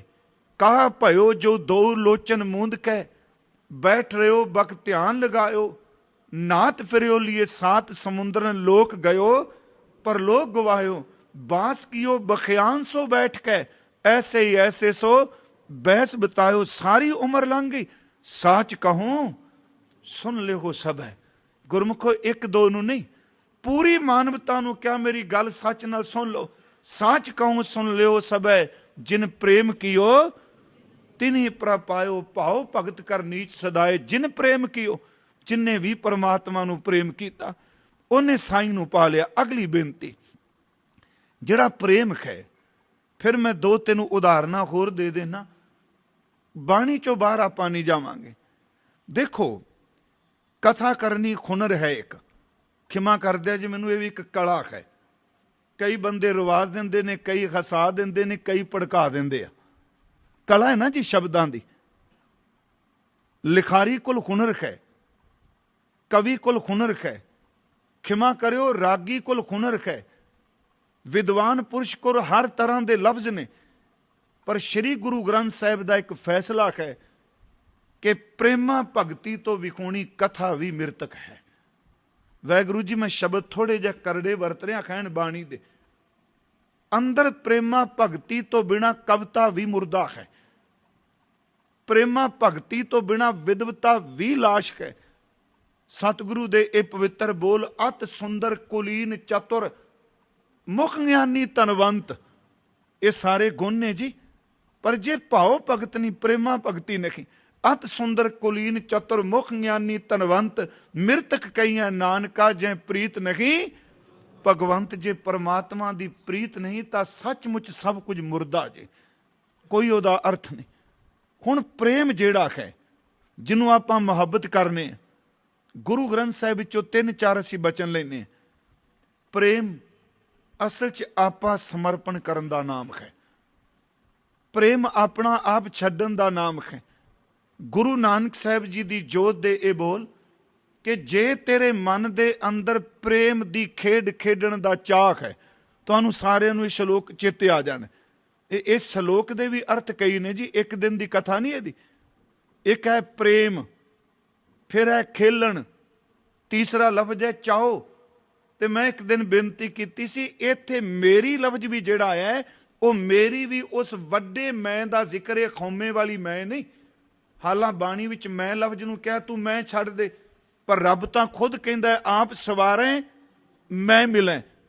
आपां कहांगे मैं मिले, जिहड़ा मैं लफ्ज है ये खौमे संयुक्त है नहीं। इत्थे मैं दा अर्थ है वो वड्डी मैं, जे परमात्मा दी खोंद।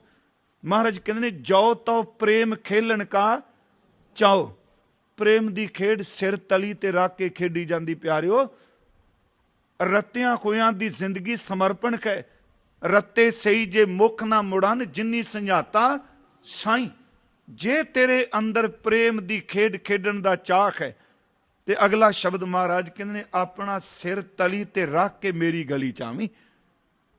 फिर बेनती है, खेड हो ही सकदा, चाह वाला कदी खेड नहीं सकदा। एक बच्चे नूं जिन्ने मर्जी खिडौणे लिया दिओ, जे बच्चा बीमार है वो खिडौणिਆਂ नूं वेखेगा नहीं। खेड हो ही सकदा जिहदे अंदर चाह होवे। खिडारी जितना मर्जी सियाणा होवे, जे ओदा मूड नहीं, वो कहंदा नहीं अज मेरा मूड ही नहीं खेडण दा, वो गुण खोण दे बावजूद भी नहीं खेड सकदा। सच एवे प्रेम दी भी खेड वो खेडदा जिहदे अंदर चाह है। जो तो प्रेम खेलन का चाओ, सिर धर तली गली मेरी आओ, इत मार्ग पैर तरीजै सिर दीजै कान ना कीजै। ये जो बचन गुरु नानक साहिब ने कहे प्यारिओ, यही बचन गुरु ग्रंथ साहिब विच 2 शलोक कबीर साहिब दे इकट्ठे। वो कहंदे ने कबीर जो तो साध पिरम की सीस काट कर गोए। इत्थे साध लफ्ज दा अर्थ है शरधा। जे तेरे मन दे विच ये शरधा है मैं प्रेम दी खेड खेडनी है, ते सतगुरु कहंदे ने अपना सीस वढ के, गोए दा अर्थ है गेंद। जिस तरह गेंद खेडदे ने खिद्दू हुंदा है, खूंडी नाल मारदे ने, अपना सिर वढ के गुरु दे चरनां च भेट कर। दुनिया जो मर्जी कही पर मालक दा दर ना छड्डी। जो तो साध पिरम की सीस काट कर गोए, खेलत खेलत हाल कर जो किच होए सो होए। जो मर्जी तेरी जिंदगी च वापरे, पर तू प्यारे दे दर नूं छड्डी ना। फिर अगला बचन है प्रेम नाल संबंधित, जो तो साध पिरम की पाके सेती खेल। जे प्रेम दा सौदा करने ते जुड़े होए नाल अपना आप भेट कर। काची सरसों पेल कै ना खल भई ना तेल। कच्ची सरों नूं तुसी कहानी च पा दिओ, ना तेल निकलदा है ना खल निकलदी है। जे प्रेम दी खेड खेडनी है ते पक्के नाल खेड। ਕੱਚੇ ਨਾਲ ਨਹੀਂ। ਜਦੋਂ ਅਸੀਂ ਬਾਣੀ ਪੜ੍ਹਦੇ ਹਾਂ ਗੁਰੂ ਗ੍ਰੰਥ ਸਾਹਿਬ ਦੀ, ਥੋੜ੍ਹੀ ਜਿਹੀ ਤਵੱਜੋ ਦਿਆ ਜੇ। ਗੁਰੂ ਗ੍ਰੰਥ ਸਾਹਿਬ ਦੀ ਬਾਣੀ 'ਚ ਮੈਨੂੰ ਯਾਦ ਇਹ ਸ਼ਬਦ ਬਾਬਾ ਜੀ ਵੀ ਕਹਿੰਦੇ ਸਨ ਕਿ ਗੁਰੂ ਨਾਲ ਆਪਣਾ ਰਿਸ਼ਤਾ ਬਣਾਈਏ। ਉਹ ਰਿਸ਼ਤਾ ਜਿਹੜਾ ਅਸੀਂ ਦੁਨੀਆਦਾਰਾਂ ਦੀ ਤਰ੍ਹਾਂ ਨਿਭਾਉਂਦੇ ਹਾਂ। ਦੇਖੋ, ਇਹ ਪ੍ਰੇਮ ਦਾ ਕੀ ਸਿਧਾਂਤ ਹੁੰਦਾ ਹੈ? ਫਿਰ ਮੇਰੀ ਬੇਨਤੀ, ਗੱਲ ਥੋੜ੍ਹੀ ਜਿਹੀ ਤੁਸੀਂ ਅੱਜ ਇਕਾਗਰਤਾ ਬਣਾਇਓ। ਪ੍ਰੇਮ ਦਾ ਕੀ ਸਿਧਾਂਤ ਹੈ ਜੀ? ਮਾਂ ਬੱਚੇ ਨੂੰ ਜਨਮ ਦਿੰਦੀ ਹੈ। ਕਦੀ ਕਿਸੇ ਡਾਕਟਰ ਨੇ, ਕਿਸੇ ਅਦਾਰੇ ਨੇ, ਕਿਸੇ ਵਿਦਿਆਲਿਆ ਨੇ ਕਿਹਾ ਵੀ ਜਿਸ ਮਾਂ ਨੇ ਬੱਚੇ ਨੂੰ ਜਨਮ ਦੇਣਾ ਹੈ, ਇਹਨੂੰ ਜਨਮ ਤੋਂ ਪਹਿਲਾਂ ਇਹ ਸਿਖਾਓ ਤੂੰ ਬੱਚੇ ਨੂੰ ਪਿਆਰ ਕਿਵੇਂ ਕਰਨਾ ਹੈ, ਤੂੰ ਬੱਚੇ ਨੂੰ ਮੁਹੱਬਤ ਕਿਵੇਂ ਕਰਨੀ। ਕੋਈ ਸਿਧਾਂਤ ਨਹੀਂ ਹੁੰਦਾ, ਖਿਮਾ ਕਰਿਓ ਇਸ ਲਫ਼ਜ਼ ਨੂੰ ਮਹਿਸੂਸ ਨਾ ਕਰਿਓ, ਕਿ ਇੱਕ ਮਾਂ ਬੱਚੇ ਨੂੰ ਜਨਮ ਦੇਵੇ, ਉਹਨੂੰ ਪਿਆਰ ਕਰਨ ਦੀ ਜਾਂਚ ਆਪਣੇ ਆਪ ਆ ਜਾਂਦੀ ਏ। ਪਿਆਰ ਸਿਖਾਇਆ ਨਹੀਂ ਜਾਂਦਾ ਪਿਆਰਿਓ, ਪਿਆਰ ਤਾਂ ਅੰਦਰ ਬਦੋ ਬਦੀ ਰਸਾਈ ਦੇ ਨਾਲ ਬਣ ਜਾਂਦਾ ਹੈ। ਮਾਂ ਨੂੰ ਕਿਸੇ ਸਿਖਾਇਆ ਤੂੰ ਬੱਚੇ ਨੂੰ ਪਿਆਰ ਕਰ? ਮੈਂ ਇੱਕ ਦਿਨ ਅਰਜ਼ ਵੀ ਕੀਤੀ ਸੀ ਕਿ ਪ੍ਰੇਮ ਦੇ ਸ਼ਬਦ ਤੇ ਪ੍ਰੇਮ ਵਿੱਚ ਬੜਾ ਅੰਤਰ ਹੈ। ਇੱਕ ਉਦਾਹਰਨ ਮੈਂ ਇੱਥੇ ਆਪ ਜੀ ਨੂੰ ਦੇ ਦੇਣਾ। ਮੰਨ ਲਓ ਅੱਜ ਕੱਲ੍ਹ ਦੇ ਸਮੇਂ ਦੀ ਉਦਾਹਰਨ, ਕਿਸੇ ਨੇ ਕੋਈ ਫਿਲਮ ਬਣਾਉਣੀ ਹੈ, ਮੂਵੀ ਬਣਾਉਣੀ, ਇਹ ਸਮਝਣ ਵਾਸਤੇ ਵੇ, ਤੇ ਜਿਹੜੀ ਔਰਤ ਉਹਦੇ ਵਿੱਚ ਕੰਮ ਕਰ ਰਹੀ ਹੈ, ਕਲਾਕਾਰ, ਉਹਨੇ ਇੱਕ ਮਾਂ ਦਾ ਰੋਲ ਅਦਾ ਕਰਨਾ ਹੈ। ਸੁਣਿਓ, ਉਹਦੀ ਸ਼ਾਦੀ ਨਹੀਂ ਕੋਈ ਉਸ ਔਰਤ ਦੀ, ਪਰ ਉਹਨੇ ਜਿਹੜੀ ਐਕਟਿੰਗ ਕਰਨੀ ਉਹਨੇ ਮਾਂ ਦੀ ਕਰਨੀ, ਤੇ ਬੱਚਾ ਉਹਦੀ ਗੋਦ 'ਚ ਹੈ। ਮੰਨ ਲਓ ਡਾਕੂ ਨੇ ਉਸ ਬੱਚੇ ਨੂੰ ਮਾਂ ਦੀ ਗੋਦ ਵਿੱਚੋਂ ਖਿੱਚ ਕੇ ਲਿਜਾਣਾ ਹੈ। ਉਸ ਖਿੱਚ ਵਿੱਚੋਂ, ਉਸ ਖੋਹਣ ਵਿੱਚੋਂ ਮਾਂ ਦੀ ਰੋਣ ਦੀ, ਦਰਦ ਦੀ ਆਵਾਜ਼ ਆਉਣੀ ਹੈ ਤੇ ਬੱਚੇ ਦੀ ਵੀ ਆਵਾਜ਼ ਆਉਣੀ ਹੈ। ਐਕਟਿੰਗ ਕਰਨੀ ਹੈ ਨਾ। ਹੁਣ ਜਿੰਨੇ ਜਨਮ ਦਿੱਤਾ ਉਹਦੇ ਤੋਂ ਬੱਚਾ ਕੁਝ ਸਮੇਂ ਲਈ ਮੰਗ ਲਿਆ, ਉਹਨੂੰ ਇਹ ਕਹਿ ਦਿੱਤਾ ਵੀ ਫਿਲਮ ਵਿੱਚ ਬੱਚੇ ਦਾ ਰੋਲ ਕਰਨਾ, ਤੇਰਾ ਸਾਲ ਡੇਢ ਦਾ ਬੱਚਾ ਸਾਨੂੰ ਦੇ ਦੇ। ਜਿੱਥੇ ਉਹ ਫਿਲਮ ਬਣਦੀ ਪਈ ਏ, ਉਹ ਸਭ ਕੁਝ ਬਣ ਰਿਹਾ, ਉਹ ਵੀ ਮਾਂ ਪਹੁੰਚੀ ਏ ਜਿਹਨੇ ਜਨਮ ਦਿੱਤਾ ਹੈ ਸਭ ਕੁਝ ਬਣਾਵਟੀ, ਅਸਲੀਅਤ ਕੁਝ ਨਹੀਂ। ਜਦੋਂ ਉਸ ਬੱਚੇ ਨੂੰ ਲੈ ਕੇ ਇੱਕ ਕਲਾਕਾਰ ਔਰਤ ਗੋਦ 'ਚ ਲੈ ਕੇ ਬੈਠੀ ਹੈ ਤੇ ਬਨਾਵਟੀ ਡਾਕੂ ਬਣ ਕੇ ਆਇਆ, ਉਹਨੇ ਬੱਚੇ ਦੀ ਬਾਂਹ ਪਕੜ ਕੇ ਖਿੱਚਿਆ, ਹਾਲਾਂਕਿ ਜ਼ੋਰ ਨਾਲ ਖਿੱਚਦਾ ਵੀ ਨਹੀਂ, ਕੈਮਰੇ ਦੀ ਟ੍ਰਿਕ, ਉਹਨੇ ਖਿੱਚਿਆ, ਪਿੱਛੋਂ ਸਾਊਂਡ ਮਾਂ ਦੇ ਰੋਣ ਦੀ ਦੇ ਦਿੱਤੀ, ਬੱਚੇ ਦੇ ਰੋਣ ਦੀ ਦੇ ਦਿੱਤੀ। ਚੇਤੇ ਰੱਖਿਓ, ਜਿਹੜੀ ਬਨਾਵਟੀ ਮਾਂ ਬਣੀ ਹੈ ਉਹਦੀਆਂ 'ਚ ਅੱਖਾਂ 'ਚ ਪਾਣੀ ਜਿਹੜਾ ਹੈ ਉਹ ਕੇਵਲ ਬਨਾਵਟੀ ਪੈਦਾ ਕੀਤਾ ਹੈ, ਪਰ ਜਿਹਨੇ ਜਨਮ ਦਿੱਤਾ ਹੈ ਨਾ, ਉਹ ਕਿਨਾਰੇ ਖਲੋਤੀ ਹੋਈ ਇੱਕੋ ਦਮ ਕਲੇਜਾ ਪਕੜ ਕੇ ਰੋਣ ਲੱਗ ਪਵੇਗੀ। ਫਰਕ ਹੈ ਨਾ ਦੋਨਾਂ 'ਚ। ਮੈਂ ਉਦਾਹਰਨ ਇਸ ਕਰਕੇ ਦਿੱਤੀ ਹੈ ਕਿ ਇੱਕ ਹੈ ਬਨਾਵਟੀ ਪਿਆਰ ਦੀਆਂ ਗੱਲਾਂ, ਇੱਕ ਹੈ ਸੱਚਮੁੱਚ ਕਿ ਮਾਂ ਬੱਚੇ ਨੂੰ ਜਨਮ ਦਿੰਦੀ ਹੈ, ਪਿਆਰ ਸਿਖਾਇਆ ਨਹੀਂ ਜਾਂਦਾ। ਜਦੋਂ ਗੁਰੂ ਨਾਲ, ਰੱਬ ਨਾਲ ਮੁਹੱਬਤ ਬਣਦੀ ਹੈ, ਗਿਆਨੀ ਪੁਰਸ਼ ਸਿਧਾਂਤ ਕੱਢਦੇ ਨੇ, ਪਰ ਚੇਤੇ ਰੱਖਿਓ ਪ੍ਰੇਮਾ ਭਗਤੀ ਵਾਲੇ ਨੂੰ ਪਿਆਰੇ ਤੋਂ ਬਿਨਾਂ ਸੁੱਝਦਾ ਹੀ ਕੁਛ ਨਹੀਂ। ਸਤਿਗੁਰੂ ਨੇ ਬਾਣੀ 'ਚ ਕਿਸ ਤਰ੍ਹਾਂ ਪ੍ਰਭੂ ਨੂੰ ਪਿਆਰ ਕੀਤਾ, ਸਿਰਫ ਇਹ 3-4 ਉਦਾਹਰਨਾਂ ਦਿਆਂਗਾ, ਜ਼ਿਆਦਾ ਨਹੀਂ, ਸਮਝਣ ਲਈ। ਹਾਲਾਂਕਿ ਭਾਵ ਭਗਤ ਕਰਨੀ ਸਦਾਏ, ਮੈਂ ਤਾਂ ਇੱਥੇ ਥੋੜਾ ਜਿਹਾ ਰੁਕ ਗਿਆ। ਗੁਰੂ ਗ੍ਰੰਥ ਸਾਹਿਬ ਦੀ ਪਵਿੱਤਰ ਬਾਣੀ 'ਚ ਕੀ ਪਤੀ ਨੂੰ ਕਦੀ ਪਿਤਾ ਕਿਹਾ ਜਾਂਦਾ ਹੈ? ਪਤੀ ਨੂੰ ਪਿਤਾ, ਤੇ ਕਦੀ ਪਿਤਾ ਨੂੰ ਯਾਰ ਜਾਂ ਮਿੱਤਰ ਕਿਹਾ ਜਾਂਦਾ ਹੈ? ਨਹੀਂ। ਪਿਤਾ ਦੀ ਆਪਣੀ ਥਾਂ ਹੈ, ਪਤੀ ਦੀ ਆਪਣੀ ਥਾਂ ਹੈ। ਪਰ ਜਦੋਂ ਗੁਰੂ ਗ੍ਰੰਥ ਸਾਹਿਬ ਦਾ ਪਾਠ ਕਰਦੇ ਹੋ, ਕਿੰਨੀ ਪ੍ਰੇਮਾ ਭਗਤੀ ਝਲਕਦੀ। ਇੱਕ ਪਾਸੇ ਬਾਣੀਕਾਰ ਪ੍ਰੇਮ ਵਿੱਚ ਭਿੱਜ ਕੇ ਪ੍ਰਭੂ ਨੂੰ ਪਿਤਾ ਕਹਿ ਕੇ ਆਵਾਜ਼ ਮਾਰਦਾ ਹੈ, ਉਸੇ ਵਜੂਦ ਨੂੰ ਮਾਂ ਕਹਿ ਕੇ ਪੁਕਾਰਦਾ ਹੈ। ਹਾਲਾਂ ਮਾਂ ਦੀ ਹੋਂਦ ਆਪਣੀ ਹੈ, ਬਾਪ ਦੀ ਆਪਣੀ। ਪ੍ਰੇਮ 'ਚ ਭਿੱਜਾ ਮਾਂ ਕਹਿੰਦਾ ਹੈ, ਬਾਪ ਕਹਿੰਦਾ ਹੈ, ਭਰਾਤ ਕਹਿੰਦਾ ਹੈ, ਬੰਧਪ ਕਹਿੰਦਾ ਹੈ, ਰਿਸ਼ਤੇਦਾਰ ਕਹਿੰਦਾ ਹੈ। ਪ੍ਰੇਮ 'ਚ ਭਿੱਜਾ ਉਹਨੂੰ ਆਪਣਾ ਖਸਮ, ਆਪਣਾ ਪਤੀ ਕਹਿ ਕੇ ਆਵਾਜ਼ ਮਾਰਦਾ ਹੈ। ਮੇਰੀ ਬੇਨਤੀ ਇਹ ਪਿਆਰਿਓ, ਕੇਵਲ ਕਵਿਤਾ ਨਹੀਂ, ਸੱਚ ਇਹ ਵੇ ਸਾਰੇ ਦੇ ਸਾਰੇ ਜਿਹੜੇ ਸ਼ਬਦ ਨੇ ਇਹ ਅਸਲ 'ਚ ਪ੍ਰੇਮ 'ਚ ਭਿੱਜੇ ਹੋਏ ਨੇ। ਦੁਨੀਆ ਦੇ ਰਿਸ਼ਤੇ, ਪਿਤਾ ਤੇ ਪੁੱਤਰ ਦੇ ਰਿਸ਼ਤੇ ਦੀ ਜਾਣਕਾਰੀ, ਮਾਂ ਤੇ ਬੱਚੇ ਦੀ ਜਾਣਕਾਰੀ, ਪਤੀ ਤੇ ਪਤਨੀ ਦੀ ਜਾਣਕਾਰੀ ਹੈ, ਭਰਾ ਤੇ ਭਰਾ ਦੇ ਰਿਸ਼ਤੇ ਦਾ ਪਤਾ ਹੈ। ਗੁਰੂ ਕਹਿੰਦਾ ਜਿਹੜੀ ਮੋਹ ਦੀ ਖਿੱਚ ਦੁਨੀਆ 'ਚ ਬਣਾਈ ਬੈਠਾ ਹੈ, ਤੂੰ ਅਰਦਾਸ ਕਰ ਜਿੰਨੇ ਦੁਨੀਆ ਦੇ ਰਿਸ਼ਤੇ ਪਾਲਣੇ, ਇਹੋ ਜਿਹਾ ਰਿਸ਼ਤਾ ਤੇਰਾ ਰੱਬ ਨਾਲ ਬਣ ਜਾਵੇ। ਇਸੇ ਕਰਕੇ ਜਦੋਂ ਪ੍ਰੇਮਾ ਭਗਤੀ ਦੀ ਗੱਲ ਕਰਨੇ ਆ, ਮਹਾਰਾਜ ਕਹਿੰਦੇ ਨੇ ਹਰ ਜੀ ਮਾਤਾ ਹਰ ਜੀ ਪਿਤਾ। ਇਹ ਲਫ਼ਜ਼, ਇੱਕ ਸ਼ਬਦ ਇੱਥੋਂ ਤੱਕ ਕਿ ਗੁਰੂ ਗ੍ਰੰਥ ਸਾਹਿਬ 'ਚ ਆਇਆ ਹੈ, ਜੇ ਮਾਤਾ ਪਿਤਾ ਕਿਹਾ ਤੇ ਪਰਮਾਤਮਾ ਤੇਰੇ ਮਾਂ ਬਾਪ ਤੋਂ ਵੀ ਉੱਚਾ ਹੈ। ਹਰ ਜੀ ਮਾਤਾ ਹਰ ਜੀ ਪਿਤਾ। ਬਾਣੀ 'ਚ ਇੱਕ ਸ਼ਬਦ ਆਉਂਦਾ ਦਾਤਾਰ ਦਾ, ਗੁਸਾਈ ਮਖਿੰਡਾ ਇਠੜਾ ਅਮ ਅੱਬੇ ਥਾਵੋਂ ਮਿੱਠੜਾ। ਅਮ ਦਾ ਅਰਥ ਹੈ ਅੰਮੀ ਤੇ ਅੱਬੇ ਦਾ ਅਰਥ ਹੈ ਬਾਪ ਪਿਤਾ।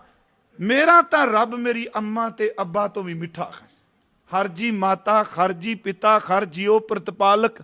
ਹਰ ਜੀ ਮੇਰੀ ਸਾਰ ਕਰੇ ਹਮ ਹਰ ਕੇ ਬਾਲਕ। ਪ੍ਰਭੂ ਦੇ ਬੱਚੇ। ਇਸੇ ਕਰਕੇ ਅਸੀਂ ਪੜ੍ਹਦੇ ਹਾਂ ਕਿ ਸਭਨਾ ਕਾ ਮਾਂ ਪਿਓ ਆਪ ਹੈ।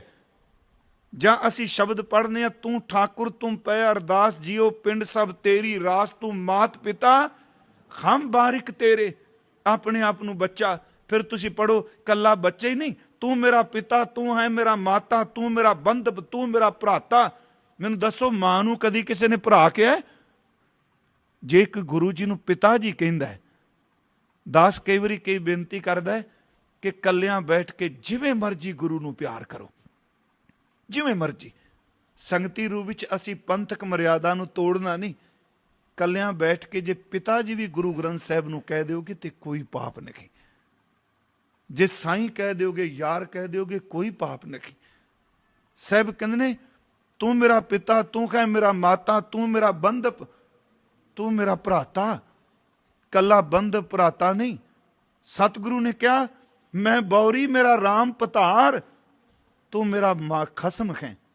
ਰਚ ਰਚ ਤਾਂ ਕੋ ਕਰੂੰ ਸ਼ਿੰਗਾਰ, ਭਲੇ ਨਿੰਦੋ ਲੋਗ, ਤਨ ਮਨ ਰਾਮ ਪਿਆਰੇ ਜੋਗ। ਜਿਵੇਂ ਇੱਕ ਪਤਨੀ ਆਪਣਾ ਤਨ ਕਦੀ ਵੀ ਪਤੀ ਤੋਂ ਲੁਕਾਉਂਦੀ ਨਹੀਂ, ਭਗਤ ਜੀ ਕਹਿੰਦੇ ਨੇ ਮੈਂ ਤਾਂ ਇਸ ਤਰ੍ਹਾਂ ਰੱਬ ਨੂੰ ਜਾਣਨਾ, ਮੈਂ ਕੁਝ ਵੀ ਉਹਦੇ ਕੋਲੋਂ ਆਪਣਾ ਲੁਕਾਇਆ ਨਹੀਂ। ਇਹ ਦੇਖੋ, ਇਹਨੂੰ ਵਾਸ਼ਨਾ ਚ ਅਰਥ ਨਾ ਕਰਿਓ। ਗੁਰੂ ਅਮਰਦਾਸ ਨੇ ਕਿਹਾ ਮੈਂ ਕਾਮਣ ਮੇਰਾ ਕੰਤ ਕਰਤਾਰ, ਜਿਹਾ ਕਰਾਏ ਤਿਹਾ ਕਰੀ ਸ਼ਿੰਗਾਰ। ਜਾਂ ਤਿਸ ਭਾਵੈ ਤਾਂ ਕਰੈ ਭੋਗ, ਤਨ ਮਨ ਸਾਚੇ ਸਾਹਿਬ ਜੋਗ। ਮੈਂ ਇੱਕ ਤੁਹਾਨੂੰ ਉਦਾਹਰਨ ਦੇ ਦੇਣਾ ਹੋਰ। ਮਾਤਾ ਪਿਤਾ ਦੇ ਪ੍ਰੇਮ ਦੀ ਗੱਲ ਤਾਂ ਹੋਈ, ਪਰ ਸੱਚ ਇਹ ਮਾਂ ਬਾਪ ਐਸਾ ਕਦੀ ਠੁੱਡਾ ਨਹੀਂ ਮਾਰਦਾ, ਇਹ ਔਗਣ ਵੀ ਨਹੀਂ ਚਿਤਾਰਦਾ। ਜਦੋਂ ਪਟਨਾ ਸਾਹਿਬ ਜਾਂਦਾ ਸਾਂ, ਕਿਉਂਕਿ ਹੁਣ ਤਾਂ ਹਾਲਾਤ ਇਹੋ ਜਿਹੇ ਪੈਦਾ ਹੋ ਗਏ ਕਿ ਸਮਝ ਹੀ ਕੋਈ ਨਹੀਂ ਪੈਂਦੀ ਪਈ। ਮੈਨੂੰ ਯਾਦ ਹੈ ਮੈਂ ਇੱਕ ਦਿਨ ਉੱਥੇ ਬੈਠਿਆਂ ਸੋਚਿਆ ਕਿ ਗੁਰੂ ਨੂੰ ਮਾਂ ਵੀ ਕਹਿੰਦੇ ਆ, ਪਿਤਾ ਵੀ ਕਹਿੰਦੇ ਆ, ਯਾਰ ਸ਼ਬਦ ਵੀ ਵਰਤਨੇ ਆ। ਸੱਚ ਇਹ ਵੇ ਜਦੋਂ ਪ੍ਰੇਮਾ ਭਗਤੀ 'ਚ ਭਿੱਜ ਕੇ ਕਿਸੇ ਨੇ ਕਿਹਾ ਮੈਨੂੰ ਪੁੱਤਰ ਚਾਹੀਦਾ, ਤੇ ਬਾਲਾ ਪ੍ਰੀਤਮ ਪੁੱਤਰ ਬਣ ਕੇ ਵੀ ਗੋਦ ਵਿੱਚ ਬੈਠ ਗਿਆ। ਸਾਡੇ ਸਾਹਮਣੇ ਮੇਰੀ ਰਾਣੀ ਫਣੇ ਚੰਦ ਮੈਣੀ ਦੇ ਘਰੋਂ ਬਿਸ਼ੰਪੁਰਾ ਦੇਵੀ ਰਾਣੀ, ਉਹਦੇ ਘਰ ਸੰਤਾਨ ਨਹੀਂ। ਮੈਂ ਸਿਰਫ ਟਿਊਕ ਮਾਤਰ ਅਰਜ ਕਰਾਂਗਾ ਪ੍ਰੇਮਾ ਭਗਤੀ ਆਪਣੇ ਮਹਿਬੂਬ ਲਈ ਬਣ ਜਾਏ। ਮੈਣੀ ਸੰਗਤ ਤੋਂ ਤਖਤ ਸ਼੍ਰੀ ਹਰਮੰਦਰ ਪਟਨਾ ਸਾਹਿਬ ਕਿੰਨੀ ਕੁ ਦੂਰ ਹੈ? ਤੁਰ ਕੇ ਜਾਓ ਮਿੰਟ ਸਿਰਫ 3-4 ਲੱਗਦੇ ਆ ਹਰਮੰਦਰ ਗਲੀ ਵਿੱਚੋਂ। ਪਟਨਾ ਸਾਹਿਬ ਦੇ ਵਸਨੀਕ ਹੋ ਸਕਦਾ ਇੱਥੇ ਬੈਠੇ ਹੋਣ। ਕਿ ਜਿਸ ਦਿਨ ਪੰਡਿਤ ਸ਼ਿਵ ਦੱਤ ਜੀ ਨੇ ਇਹ ਕਿਹਾ ਰਾਜੇ ਮੈਣੀ ਫਤਿਹ ਚੰਦ ਮੈਣੀ ਨੂੰ ਤੇ ਰਾਣੀ ਨੂੰ ਕਿ ਮੇਰਾ ਠਾਕੁਰ ਤਾਂ ਪਟਨੇ ਦੀਆਂ ਗਲੀਆਂ ਵਿੱਚ ਬਖਸ਼ਾਂ ਕਰਦਾ ਪਿਆ ਹੈ, ਉਹਨਾਂ ਪੁੱਛਿਆ ਕਿਹੜਾ ਠਾਕੁਰ? ਉਹ ਕਹਿੰਦੇ ਨੇ ਮੇਰਾ ਠਾਕੁਰ ਲੱਕੜ 'ਚ ਨਹੀਂ, ਪੱਥਰ 'ਚ ਨਹੀਂ, ਮਿੱਟੀ 'ਚ ਨਹੀਂ, ਮੇਰਾ ਠਾਕੁਰ ਮੇਰਾ ਤਾਂ ਜੀਵਤ ਜੀ ਬਖਸ਼ਾਂ ਕਰਦਾ ਪਿਆ ਹੈ। ਉਹਨਾਂ ਕਿਹਾ ਪੰਡਿਤ ਜੀ ਪੁੱਤਰ ਦੀ, ਬੇਟੇ ਦੀ ਦਾਤ। ਕਹਿਣ ਲੱਗੇ ਮੇਰੇ ਤੋਂ ਕੀ ਮੰਗਣ ਆਏ ਹੋ? ਪਿਆਰ ਨਾਲ ਉਹਨੂੰ ਪੁਕਾਰੋ। ਜਿੱਦਣ ਤੁਹਾਡੀ ਖਿੱਚ ਪ੍ਰੇਮ ਦੀ ਪੂਰਨ ਸ਼ਿਖਰ ਤੇ ਪਹੁੰਚ ਗਈ, ਸੱਚ ਇਹ ਵੇ ਕਿ ਪਿਆਰਾ ਆਪਣੇ ਆਪ ਹੀ ਤੁਹਾਡੇ ਘਰ ਆ ਜਾਏਗਾ। ਫਿਰ ਮੇਰੀ ਬੇਨਤੀ ਸੁਣਿਓ। ਮੈਨੂੰ ਯਾਦ ਹੈ ਸ਼੍ਰੀਮਾਨ ਭਾਈ ਵੀਰ ਸਿੰਘ ਕਹਿੰਦੇ ਹੁੰਦੇ ਸਨ, ਹੁਣ ਇਹ ਗੱਲ ਹੋ ਸਕਦਾ ਸੰਗਤ 'ਚ ਕਈਆਂ ਨੂੰ ਫਿੱਟ ਨਾ ਬੈਠੇ, ਉਹ ਕਹਿੰਦੇ ਸਨ ਜਦੋਂ ਅਸੀਂ ਸਿਮਰਨ ਵੀ ਕਰਨੇ ਆ, ਸਾਡਾ ਅੰਦਰ ਵਾਲਾ ਮਨ ਆਕਾਰ ਭਾਲਦਾ ਹੈ। ਜੇ ਤੁਸੀਂ ਦਰਸ਼ਨ ਇਸਲਾਮ ਨਹੀਂ ਮੰਨਦਾ ਰੱਬ ਦੇ ਸਰਗੁਣ ਸਰੂਪ ਨੂੰ, ਇਸਲਾਮ ਵਿੱਚ ਰੱਬ ਦੇ 99 ਨਾਮ ਨੇ ਕੁਰਾਨ ਵਿੱਚ, ਤੇ ਸਭ ਤੋਂ ਸ਼ਿਖਰ ਦਾ ਨਾਮ ਹੈ ਅੱਲਾਹੂ ਅਕਬਰ। ਉਹ ਕਹਿੰਦੇ ਨੇ ਰੱਬ ਦੇ ਗੁਣਾਂ ਦਾ ਜ਼ਿਕਰ ਕਰਦੇ ਨੇ, ਪਰ ਕਹਿੰਦੇ ਨੇ ਇਸ ਤਰ੍ਹਾਂ ਦਾ ਸ਼ਬਦ ਨਹੀਂ ਰੱਬ ਲਈ ਬਣਾਓ ਜਿਹਦੇ ਨਾਲ ਉਹਦੀ ਮੂਰਤ ਬਣੇ। ਪਰ ਗੁਰਬਾਣੀ ਨੇ ਇਹਨੂੰ ਮੰਨਿਆ। ਗੁਰਬਾਣੀ ਕਹਿੰਦੀ ਹੈ ਕਿ ਤੇਰੇ ਬੰਕੇ ਲੋਇਣ ਦੰਤ ਰਸਾਲਾ, ਸੋਹਣੇ ਨੱਕ ਜਿਨ ਲੰਬੜੇ ਵਾਲਾ। ਜੇ ਵਾਲਾਂ ਦੀ ਗੱਲ ਕਰੋਗੇ ਤੇ ਆਕਾਰ ਬਣੇਗਾ, ਇਹ ਗੱਲ ਬਰੀਕ ਕੇ ਧਿਆਨ ਨਾਲ ਸੁਣਿਓ। ਜੇ ਦੰਦਾਂ ਦੀ ਗੱਲ ਕਰੋਗੇ ਤੇ ਜਬਾੜਾ ਵਜੂਦ ਬਣੇਗਾ। ਕਵਲ ਨੈਣ ਮਦਰ ਬੈਨ ਕਹੋਗੇ ਤੇ ਕਮਲ ਵਰਗੀਆਂ ਅੱਖਾਂ ਬਣਗੀਆਂ। ਖੂਬ ਤੇਰੀ ਪਗੜੀ ਮਿੱਠੇ ਤੇਰੇ ਬੋਲ ਦੀ ਗੱਲ ਕਰੋਗੇ ਤੇ ਪਗੜੀ ਬਣੇਗੀ, ਬਣੇਗਾ ਸਭ ਕੁਛ ਕਾਰ। ਉਹ ਕਹਿੰਦੇ ਸਨ ਸਿਮਰਨ ਕਰਦਿਆਂ ਚਿੱਤ ਨਾ ਲੱਗੇ ਭੱਜੇ। ਇੱਕ ਕੰਮ ਕਰੋ ਕਿ ਆਪਣੇ ਅੰਦਰ, ਮੈਂ ਫਿਰ ਬੇਨਤੀ ਕਰਾਂਗਾ, ਮੰਨ ਲਓ ਬਾਜ਼ਾਰ 'ਚ ਗਿਆ, ਹੁਣ ਸਾਡੀ ਸਮੱਸਿਆ ਵੇ ਕਿਉਂਕਿ ਸਾਡੇ ਪੱਲੇ ਕਹਿਣ ਵਾਲਿਆਂ ਕੋਲ, ਸਾਡੇ ਕੋਲ ਸਿਮਰਨ ਨਹੀਂ ਜੇ। ਸਿਮਰਨ ਦੀ ਗੱਲ ਛੱਡੋ, ਕਈਆਂ ਨੂੰ ਸਿਮਰਨ ਤੇ ਭਰੋਸਾ ਹੀ ਨਹੀਂ, ਯਕੀਨ ਹੀ ਕੋਈ ਨਹੀਂ। ਉਹ ਤੋਤਾ ਰਟਨ ਰੈਪੀਟੇਸ਼ਨ ਕਹਿ ਕੇ ਆਮ ਬੰਦੇ, ਸੱਚੀ ਗੱਲ ਲੋਕੀ ਨਾ ਭਾਲਦੇ ਜੇ ਧਰਮ ਬਣਿਆ ਬਣਾਇਆ ਸਭ ਕੁਝ ਮਿਲ ਜਾਏ, ਹੱਡਾਂ ਨਾਲ ਮਿਹਨਤ ਨਾ ਕਰਨੀ ਪਏ। ਮੰਨ ਲਓ ਸਾਡਾ ਅੰਦਰ ਬਾਜ਼ਾਰ ਜਾਂਦਾ, ਕਿੰਨਾ ਚੰਗਾ ਹੋਵੇ, ਦੁਕਾਨ ਵਿੱਚ ਅੰਦਰ ਜਾਣ ਵਾਲੇ ਨੂੰ ਹਰਿਮੰਦਰ ਸਾਹਿਬ ਦੀ ਦਹਲੀਜ਼ ਵਿੱਚ ਕਿਉਂ ਨਹੀਂ ਲੈ ਜਾਂਦੇ? ਮਨ ਤਾਂ ਭੱਜ ਰਿਹਾ, ਉਹਨੂੰ ਹਰਿਮੰਦਰ ਸਾਹਿਬ ਦੀ ਦਹਲੀਜ਼ 'ਚ ਲੈ ਜਾਓ। ਜ਼ਬਾਨ ਤੋਂ ਵਾਹਿਗੁਰੂ ਕਹੋ ਤੇ ਮਹਿਸੂਸ ਇੰਜ ਕਰੋ ਕਿ ਗੁਰੂ ਰਾਮਦਾਸ ਦੇ ਚਰਨਾਂ 'ਚ ਬਹਿ ਕੇ ਮੇਰੇ ਕੰਨਾਂ ਵਿੱਚ ਸੰਗਤ ਦੀ ਆਵਾਜ਼ ਵਾਹਿਗੁਰੂ ਪੈ ਰਹੀ ਹੈ। ਉਹ ਕਹਿੰਦੇ ਬੀਬੀਆਂ ਭੈਣਾਂ, ਮੰਨ ਲਓ ਤੁਸੀਂ ਸਿਮਰਨ ਕਰਦੀਆਂ ਜੇ, ਨਹੀਂ ਅੰਦਰ ਟਿਕਦਾ, ਮੈਂ ਬੇਨਤੀ ਕੀਤੀ ਵੀ ਕਈਆਂ ਨੂੰ ਫਿੱਟ ਨਹੀਂ ਬਹਿਣੀ ਗੱਲ, ਕਿਉਂਕਿ ਅੰਦਰ ਦੀ ਸਾਧਨਾ ਬੜੀ ਮੁਸ਼ਕਲ ਹੈ। ਅੱਜ ਬਾਬਾ ਜੀ ਨੇ ਕਿਹਾ ਮੋਖ ਅੰਤਰ, ਅੰਦਰੋਂ ਮੁਕਤ ਹੋ ਗਿਆ। ਉਹ ਕਹਿੰਦੇ ਸਨ ਨਹੀਂ ਚਿੱਤ ਲੱਗਦਾ, ਸਿਮਰਨ ਕਰ, ਪਰ ਆਪਣੀ ਸੁਰਤ ਤੂੰ ਕਿਚਨ ਵਿੱਚ ਲੈ ਜਾ ਤੇ ਇਉਂ ਕਹਿ ਮੈਂ ਸਤਿਗੁਰੂ ਲਈ ਪ੍ਰਸ਼ਾਦ ਤਿਆਰ ਕਰਨੀ ਪਈ ਹਾਂ। ਮੇਰੇ ਗੁਰੂ ਨਾਨਕ ਸਾਹਿਬ ਨੇ ਕਿ ਮੇਰੇ ਘਰ ਵਿੱਚੋਂ ਆ ਕੇ ਪਕਵਾਨ ਛਕਣਾ ਹੈ। ਇਸ ਸਿੱਖ ਬੈਠਾ, ਮੰਨ ਲਓ ਸਤਿਗੁਰੂ ਦੇ ਚਰਨਾਂ ਦੀ ਮੁੱਠਾ ਚਾਪੀ ਦੇ ਫੁਰਨੇ ਕਿਉਂ ਨਹੀਂ ਬਣਾ ਲੈਂਦੇ? ਇਸ ਕਰਕੇ ਕਿਉਂਕਿ ਐਸਤਾ ਮਨ ਟਿਕੇਗਾ। ਜਿਹਨੂੰ ਯਾਦ ਕਰ ਦਿਓ ਉਹਦੀ ਖਿੱਚ ਸਾਡੇ ਤੇ ਅਸਰ ਕਰੇਗੀ। ਯਾਦ ਕਰ, ਗੁਰਮਤ ਦੀ ਪ੍ਰੇਮਾ ਭਗਤੀ ਕਹਿੰਦੀ ਸਭ ਤੋਂ ਪਹਿਲਾਂ ਇਹ ਭਾਵਨਾ ਬਣਾਓ ਵੀ ਰੱਬ ਹੈ। ਦੂਜੀ ਭਾਵਨਾ ਇਹ ਬਣਾਓ ਕਿ ਜਿਹਨੂੰ ਮੈਂ ਪੁਕਾਰਨਾ ਉਹ ਮੇਰੀ ਗੱਲ ਸੁਣ ਰਿਹਾ ਹੈ। ਇੱਕ ਹੈ, ਦੂਜਾ ਮੇਰੀ ਗੱਲ ਸੁਣ ਰਿਹਾ ਹੈ। ਕਿੰਨੀ ਦੂਰ ਹੈ ਇਹ ਤਖਤ ਸਾਹਿਬ, ਤੇ ਇਉਂ ਕਹਿ ਲਓ ਤਖਤ ਸਾਹਿਬ ਬਾਅਦ ਵਿੱਚ ਨਾਮ ਹੈ। ਗੁਰੂ ਗੋਬਿੰਦ ਸਿੰਘ ਦਾ ਘਰ ਤੇ ਫਤਿਹ ਚੰਦ ਮੈਣੀ ਦਾ ਘਰ ਕਿੰਨੀ ਕੁ ਦੂਰ ਦਾ? ਪੰਡਿਤ ਨੇ ਇਹ ਨਹੀਂ ਕਿਹਾ ਚੱਲ ਮੇਰੇ ਨਾਲ ਮੈਂ ਤੈਨੂੰ ਹੁਣੇ ਲੈ ਜਾ ਬਾਲਾ ਪ੍ਰੀਤਮ ਕੋਲ, ਬਿਲਕੁਲ ਨਹੀਂ ਲੈ ਕੇ ਆਏ। ਉਹਨਾਂ ਕਿਹਾ ਆਪਣੇ ਘਰ ਚਲੇ ਜਾਓ, ਰਾਣੀ ਰਾਜਨ ਤੁਸੀਂ ਪ੍ਰੇਮ ਨਾਲ ਪੁਕਾਰੋ, ਮੈਂ ਬੱਧਾ ਰੁੱਧਾ ਤੁਹਾਨੂੰ ਲੈ ਜਾਵਾਂਗਾ। ਤੁਹਾਡੇ ਅੰਦਰ ਤੜਪ ਨਹੀਂ ਪੈਦਾ ਹੋਣੀ। ਜਦੋਂ ਤੁਹਾਡੇ ਅੰਦਰ ਪੂਰਨ ਤੌਰ ਤੇ ਪ੍ਰੇਮ ਪੈਦਾ ਹੋ ਗਿਆ, ਮੈਨੂੰ ਯਕੀਨ ਹੈ ਮੇਰਾ ਬਾਲਾ ਪ੍ਰੀਤਮ ਬਿਨਾ ਆਵਾਜ਼ ਮਾਰਨ ਤੋਂ ਤੁਹਾਡੇ ਘਰ ਆ ਜਾਏਗਾ। ਇਤਿਹਾਸ 'ਚ ਹੀ ਕੁਝ ਹੋਇਆ। ਰਾਣੀ ਬਿਸ਼ੰਪਰਾ ਦੇਵੀ ਆ ਗਈ, ਉਹ ਰੋਜ਼ ਧਿਆਨ 'ਚ ਬੈਠਦੀ ਹੈ। ਧਿਆਨ ਵਿੱਚ ਵਾਸ਼ਨਾ ਹੈ। ਯਾਦ ਰੱਖੋ, ਅਸੀਂ ਜਦੋਂ ਪਾਠ ਕਰਨੇ ਨਾ ਕਿਸੇ ਵਾਸ਼ਨਾ ਨੂੰ ਮੁੱਖ ਰੱਖ ਕੇ ਵੀ ਆਹ ਮੇਰੀ ਲੋੜ ਪੂਰੀ ਹੋ ਜਾਏ। ਮੈਂ ਕਈ ਵਾਰੀ ਕਹਿਣਾ ਬੰਦਾ ਪਾਠ ਕਰਦਾ ਜੇ ਪਰ ਅਰਦਾਸ ਕਰਕੇ ਫਿਰ ਵੀ ਗਿਣਤੀ ਮਿੰਤੀ ਕਰਦਾ ਹੈ। ਹੁਣ ਇੰਨੇ ਦਿਨ ਹੋ ਗਏ ਨੇ ਪਾਠ ਕਰਦੇ, ਹੁਣ ਤਾਂ ਕੰਮ ਜ਼ਰੂਰ ਬਣ ਜਾਊਗਾ। ਮਨ ਉੱਧਰ ਹੀ ਰਹਿੰਦਾ ਹੈ ਪਦਾਰਥਾਂ ਵਾਲੀ। ਹੁਣ ਇੱਥੇ ਇੱਕ ਵਾਸ਼ਨਾ ਸੀ ਵੀ ਜਦੋਂ ਯਾਦ ਕਰਨਾ ਆਵੇਗਾ ਮੈਨੂੰ ਪੁੱਤਰ ਮਿਲੇਗਾ। ਰੱਬ ਨੇ ਕਿਰਪਾ ਕੀਤੀ, ਉਸ ਸਿਮਰਨ ਨੇ ਅੰਦਰ ਦੀ ਮੈਲ ਧੋ ਦਿੱਤੀ। ਸਿਮਰਨ ਦਾ ਸੁਭਾਅ ਹੀ ਅੰਦਰ ਨੂੰ ਧੋਣਾ। ਅੱਜ ਸਵੇਰੇ ਬੈਠੀ ਰਾਣੀ ਇਹ ਫੁਰਨਾ ਮਨ ਚ ਉੱਠਿਆ ਕਿ ਬਾਲਾ ਪ੍ਰੀਤਮ ਆਵੇਗਾ, ਠਾਕੁਰ ਆਵੇਗਾ, ਗੋਬਿੰਦ ਆਏਗਾ। ਪਤਾ ਨਹੀਂ ਅੱਜ ਉਸ ਸਿਮਰਨ ਨੇ ਅੰਦਰੋਂ ਇੱਕ ਹੋਰ ਸੋਝੀ ਦੇ ਦਿੱਤੀ। ਸ਼ਬਦ ਆਪਣੇ ਆਪ ਅੰਦਰ ਦੀ ਸੋਝੀ ਦਿੰਦਾ ਹੈ।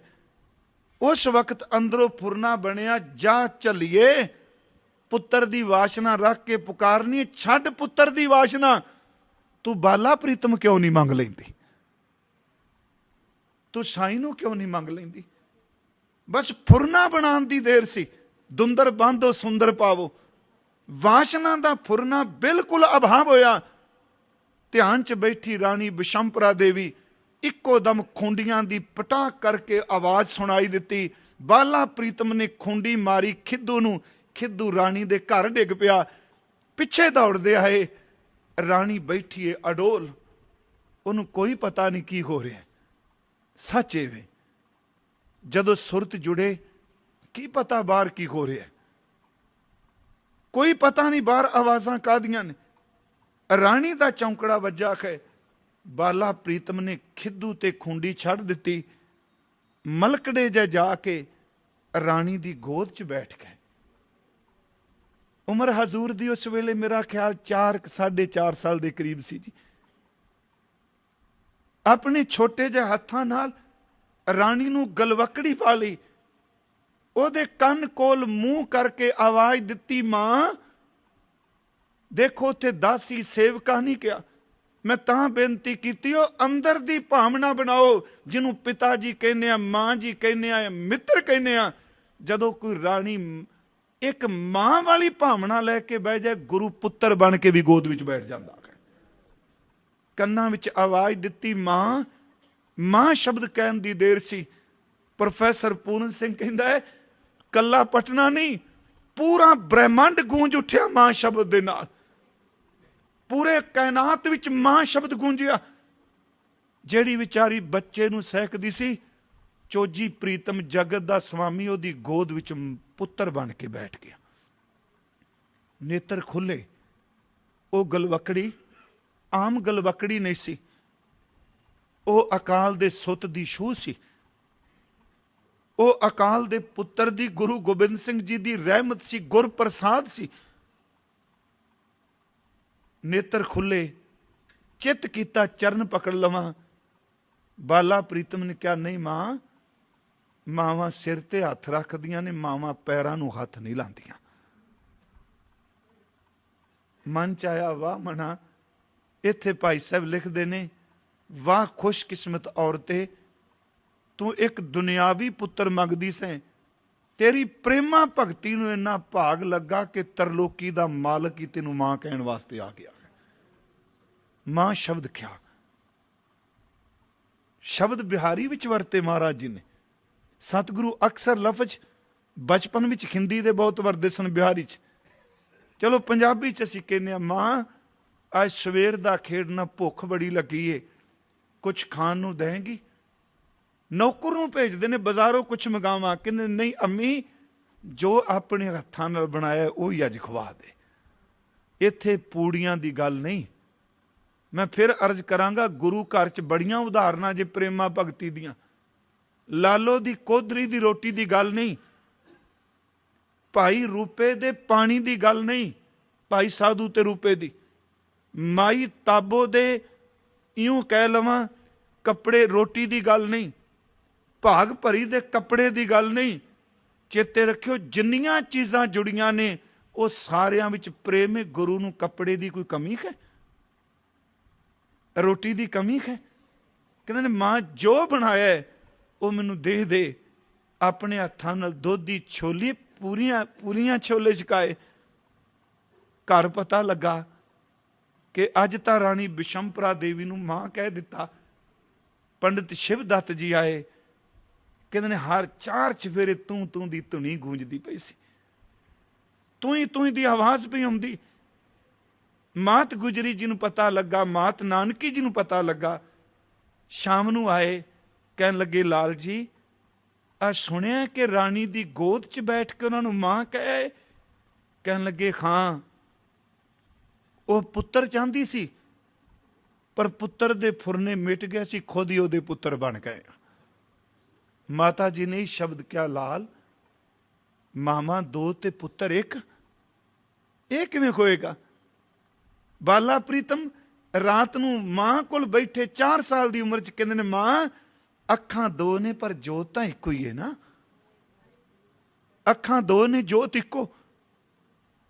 ਤੇ ਬੇਟਾ ਕਿਵੇਂ ਖੇਡੋਗੇ?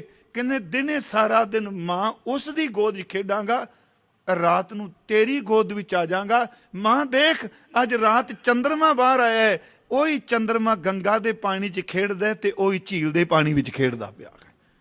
ਮੇਰੀ ਸਿਰਫ ਸੁਣਾਉਣ ਤੋਂ ਮਤਲਬ ਇਹ ਸੀ ਕਿ ਪ੍ਰੇਮ ਖੁਸ਼ਕੀ ਦਾ ਨਾਮ, ਉਹਨੂੰ ਪੁਕਾਰ। ਸਤਿਗੁਰੂ ਨੇ ਬਾਣੀ 'ਚ ਕਿਹਾ ਕਿ ਇਹਨਾਂ ਕਰਮ ਕਾਂਡਾਂ 'ਚ ਨਹੀਂ, ਭਾਉ ਭਗਤ ਕਰ ਨੀਚ ਸਦਾਏ। ਪ੍ਰੇਮਾ ਭਗਤੀ ਕਰੇ ਤੇ ਸ਼ਬਦ ਵਰਤੇ, ਉਹਨੂੰ ਵਾਰ-ਵਾਰ ਪੁਕਾਰੇ ਤੇ ਪ੍ਰੇਮ 'ਚ ਭਿੱਜਾ ਹੋਇਆ ਫਿਰ ਆਪਣੇ ਆਪ ਨੂੰ ਨਿਮਰਤਾ ਵਿੱਚ ਲੈ ਜਾਏ। ਭਾਉ ਭਗਤ ਕਰ ਨੀਚ ਸਦਾਏ, ਤਾਉ ਨਾਨਕ ਮੋਖ ਅੰਤਰ ਪਾਏ। ਇਹੀ ਭਾਉ ਹੈ ਕਿ ਚਿੱਤ ਸਿਮਰਨ ਕਰੂੰ, ਨੈਣ ਅਵਲੋਕਨੂ, ਸਰਵਣ ਬਾਣੀ ਸੋ ਜਸ ਪੂਰ ਰਾਖੂੰ। ਭਾਉ ਭਗਤ ਪ੍ਰੇਮਾ ਭਗਤੀ, ਚਿੱਤ ਸਿਮਰਨ ਕਰੂੰ, ਨੈਣ ਅਵਲੋਕਨੂ, ਸਰਵਣ ਬਾਣੀ ਸੋ ਜਸ ਪੂਰ ਰਾਖੂੰ। ਮਨ ਸੋ ਮਦਕੁਰ ਕਰੂੰ, ਚਰਨ ਕਿਰਦੈ ਧਰੂੰ, ਰਸਨ ਅੰਮ੍ਰਿਤ ਰਾਮ ਨਾਮ ਭਾਖੂੰ। ਮੇਰੀ ਪ੍ਰੀਤ ਗੋਬਿੰਦ ਸਿਓ, ਜਿਨ ਘਟੈ ਪਿਆਰ ਟੁੱਟ ਨਾ ਜਾਏ। ਸੱਚੀ ਜੇ ਜਿੰਨੇ ਤੁਸੀਂ ਬੈਠੇ ਹੋ, ਅਕਸਰ ਨਾ ਜਿਹੜਾ ਬੰਦਾ ਬਾਣੀ ਬਹੁਤ ਪੜ੍ਹਦਾ, ਸਿਮਰਨ ਕਰਦਾ, ਜਿੱਦਣ ਉਹਦਾ ਨੇਮ ਟੁੱਟਦਾ ਉਦਣ ਘਰ 'ਚ ਕਲੇਸ਼ ਜ਼ਰੂਰ ਪੈਂਦਾ ਜੇ। ਉਹ ਅੰਦਰੋਂ ਟੋਟਾ ਪੈਂਦਾ, ਝਿੜਕੀ ਜੀਆਂ ਨੂੰ ਜਾਂਦਾ। ਮੈਂ ਤਾਂ ਕਈ ਵਾਰੀ ਕਹਿੰਦਾ ਜਿਹੜਾ ਜਪਣ ਵਾਲਾ ਜਿੱਦਣ ਗੁੱਸੇ 'ਚ ਆਏ ਨਾ, ਉਹਦੇ ਲਈ ਇੱਕੋ ਵਸੀਲਾ ਸੋਚੋ, ਉਹਨੂੰ ਕਹੋ ਵੀ ਆਹ ਫੜ ਗੁਟਕਾ 2 ਘੰਟੇ ਬਹਿ ਜਾ, ਕਿਉਂਕਿ ਟੋਟਾ ਪੈ ਜਾਂਦਾ ਅੰਦਰ। ਜਦੋਂ ਟੋਟਾ ਪੈਂਦਾ ਅੰਦਰ ਕਲਪਦਾ। ਹੁਣ ਅੰਦਰ ਦਾ ਟੋਟਾ ਹੈ ਤੇ ਲੜੀ ਬਾਹਰ ਜਾਂਦਾ। ਮਹਾਰਾਜ ਸੱਚੇ ਪਾਤਸ਼ਾਹ ਕਹਿੰਦੇ ਨੇ ਕਿ ਮੇਰੀ ਪ੍ਰੀਤ ਗੋਬਿੰਦ ਸਿਓ ਜਿਨ ਘਟੈ, ਮਤਾਂ ਕਿਤੇ ਪ੍ਰੇਮਾ ਭਗਤੀ ਟੁੱਟ ਨਾ ਜਾਏ। ਮੈਂ ਤੋਂ ਮੋਲ ਮਹਿੰਗੀ ਲਈ ਜੀ ਸਟੈ। ਸ਼੍ਰੀਮਾਨ ਭਾਈ ਵੀਰ ਸਿੰਘ ਉਹਨਾਂ ਦੀ ਰਚਨਾ 'ਚ ਇੱਕ ਬੋਲ ਹੈ ਜੀ, ਪੰਜਾਬੀ ਦੀਆਂ 17 ਨੇ। ਉਹ ਕਹਿੰਦੇ ਲੱਗੇ ਪਿਆਰ ਤਾਂ ਪਿਆਰੜਾ ਪਾਸ ਵਸੇ। ਲੱਗੇ ਪਿਆਰ ਪ੍ਰੇਮਾ ਭਗਤੀ, ਲੱਗੇ ਪਿਆਰ ਤਾਂ ਪਿਆਰੜਾ ਪਾਸ ਵਸੇ। ਕਦੀ ਅੱਖੀਆਂ ਤੋਂ ਨਾ ਹੋਏ ਓਲੇ, ਕਦੀ ਅੱਖੀਆਂ ਤੋਂ ਜੇ ਹੋਏ ਓਲੇ, ਸੂਰਤ ਉਸ ਦੀ ਦਿਲੋਂ ਨਾ ਹੋਏ ਓਲੇ। ਇੱਥੇ 2 ਵਾਰੀ ਸ਼ਬਦ ਆਉਣਾ, ਸੂਰਤ ਤੇ ਸੁਰਤ। ਸੂਰਤ ਦਾ ਅਰਥ ਹੈ ਉਹਦੀ ਸ਼ਕਲ, ਉਹਦੀ ਯਾਦ। ਲੱਗੇ ਪਿਆਰ ਤਾਂ ਪਿਆਰੜਾ ਪਾਸ ਵਸੇ, ਕਦੀ ਅੱਖੀਆਂ ਤੋਂ ਨਾ ਹੋਏ ਓਲੇ, ਕਦੀ ਅੱਖੀਆਂ ਤੋਂ ਜੇ ਹੋਏ ਓਲੇ, ਸੂਰਤ ਉਸ ਦੀ ਦਿਲੋਂ ਨਾ ਹੋਏ ਓਲੇ। ਸੂਰਤ ਉਸ ਦੀ ਦਿਲੋਂ ਜੇ ਹੋਏ ਓਲੇ, ਨਾਮ ਜੀਵ ਤੋਂ ਕਦੇ ਨਾ ਹੋਏ ਓਲੇ। ਨਾਮ ਨਾ ਭੁੱਲੇ ਤੇਰਾ, ਬੰਦਗੀ ਨਾ ਭੁੱਲੇ ਤੇਰੀ।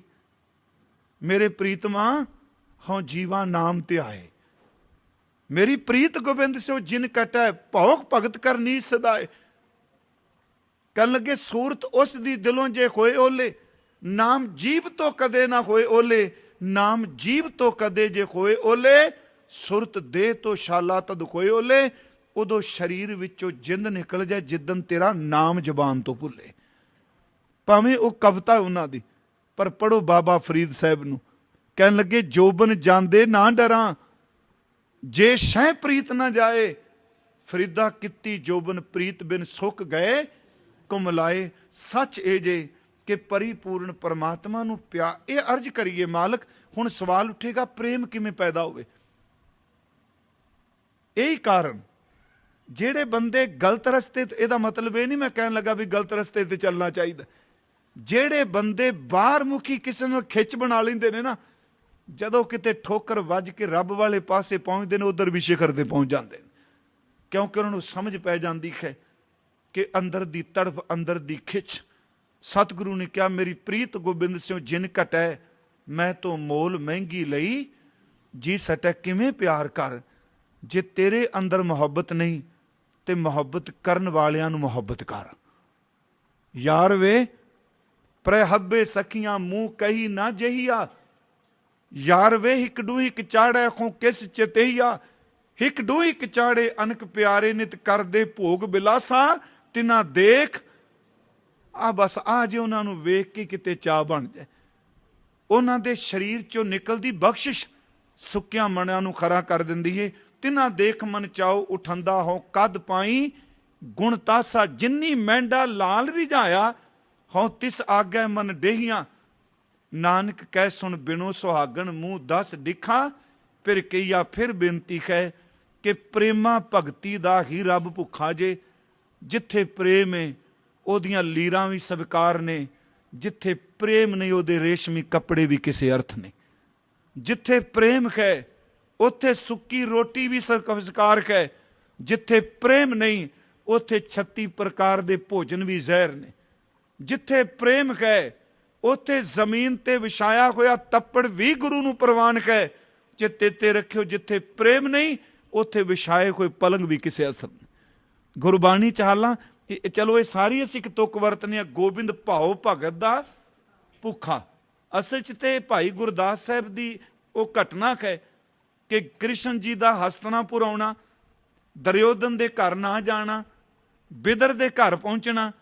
ਤੇ ਚਲੋ ਇਹ ਸ਼ਬਦ ਤੁਸੀਂ ਸਾਰੇ ਸੁਣਦੇ ਹੋ, ਮੈਂ ਸਿਰਫ 2 ਵਾਰੀ ਇਹ ਪੜ੍ਹ ਦੇਣਾ ਕਿ ਆਇਆ ਸੁਣਿਆ ਬਿਦਰ ਦਾ ਬੋਲੇ ਦੁਰਯੋਧਨ ਕੋਈ ਰੁੱਖਾ, ਘਰ ਅਸਾਡੇ ਛੱਡ ਕੇ ਗੋਲੇ ਦੇ ਕਰ ਜਾਏ ਕਿ ਸੁੱਖਾ, ਭੇਖਮ ਦਰੋਣਾ ਕਰਨ ਤਜ ਛਬਾ ਸਿੰਗਾਰ ਵੱਡੇ ਮਨੁੱਖਾ, ਝੁੰਗੀ ਜਾਏ ਵਿਲਾਇਨ ਸਭਨਾ ਦੇ ਜੀ ਅੰਦਰ ਧੁੱਖਾ, ਹੱਸ ਬੋਲੇ ਭਗਵਾਨ ਜੀ ਸੁਣ ਓਏ ਰਾਜਾ ਹੋਏ ਸਨਮੁਖਾ, ਤੇਰਾ ਭਾਉ ਨਾ ਦਿਸਈ ਮੇਰਾ ਨਾਹੀ ਆਪਦਾ ਦੁੱਖਾ, ਤੇਰੇ ਚ ਪ੍ਰੇਮ ਨਹੀਂ ਤੇਰੇ ਕੋਲ ਪਦਾਰਥ ਨੇ, ਤੇਰਾ ਭਾਉ ਨਾ ਦਿਸੀ ਮੇਰਾ ਨਾਹੀ ਆਪਦਾ ਦੁੱਖਾ, ਭਾਉ ਜਿਵੇਖਾ ਬਿਦਰ ਦੇ ਖੋਰੀ ਦੇ ਚਿਤ ਚਾਓ ਨਾ ਚੁੱਖਾ, ਚੁੱਖਾ ਦਰ ਤੇ ਥੋੜਾ ਜਿੰਨਾ, ਜਿਹੜਾ ਪ੍ਰੇਮ ਬਿਦਰ ਦੇ ਕੋਲ ਤੇਰੇ ਕੋਲ ਤਾਂ ਰੰਚਕ ਮਾਤਰ ਪ੍ਰੇਮ ਨਹੀਂ ਵਿਖਾਵਾ ਹੀ ਏ।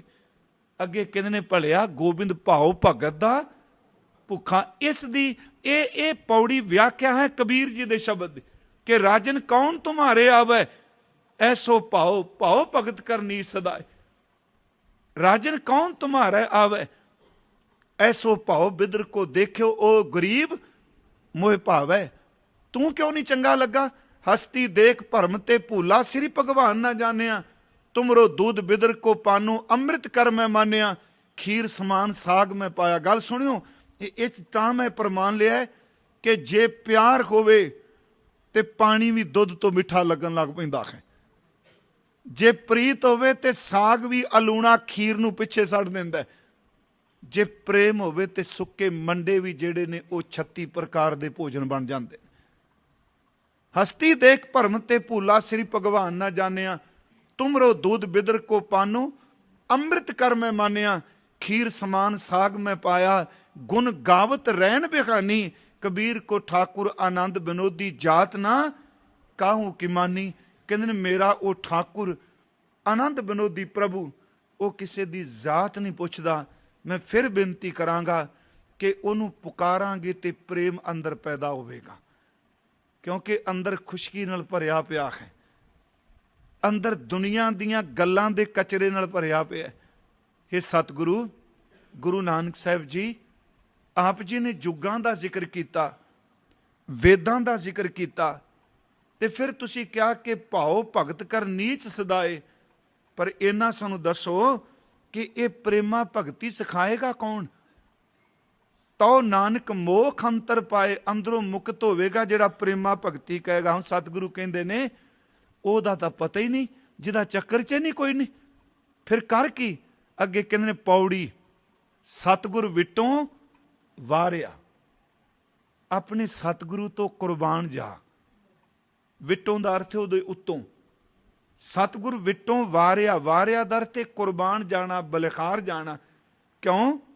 ਜਿਤ ਮਿਲਿਆ, ਜਿਹਨੂੰ ਮਿਲਣ ਦੇ ਨਾਲ ਖਸਮ ਸੰਭਾਲਿਆ।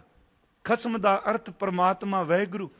ਕਹਿੰਦੇ ਨੇ ਪ੍ਰੇਮਾ ਭਗਤੀ ਦੀ ਛੂਹ ਗੁਰੂ ਲਾਂਦਾ ਹੈ, ਪ੍ਰੇਮਾ ਭਗਤੀ ਦੀ ਚਿੰਨ੍ਹ ਗੁਰੂ ਲਾਂਦਾ ਹੈ, ਕਿਉਂਕਿ ਗੁਰੂ ਜੀ ਕੋਲ ਇੰਨੀ ਸਮਰੱਥਾ ਹੈ।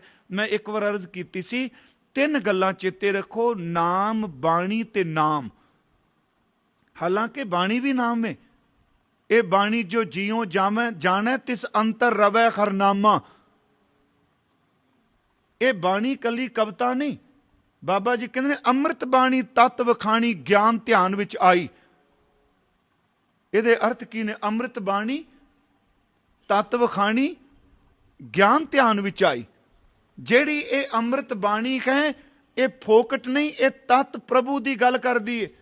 ਇਹ ਆਈ ਪਤਾ ਕਿੱਥੋਂ ਹੈ? ਗਿਆਨ ਧਿਆਨ ਵਿੱਚ ਆਈ। ਜਿਨ੍ਹਾਂ ਨੇ ਪਰਮਾਤਮਾ ਦਾ ਚਿੰਤਨ ਕੀਤਾ ਉਹਨਾਂ ਦੇ ਧਿਆਨ ਵੀ ਜਿਹੜਾ ਗਿਆਨ ਆਇਆ, ਉਸ ਗਿਆਨ ਦੇ ਵਿੱਚੋਂ ਬਾਣੀ ਆਈ। ਅੰਮ੍ਰਿਤ ਬਾਣੀ ਤਤ ਵਖਾਣੀ, ਗਿਆਨ ਧਿਆਨ ਵਿੱਚ ਆਈ।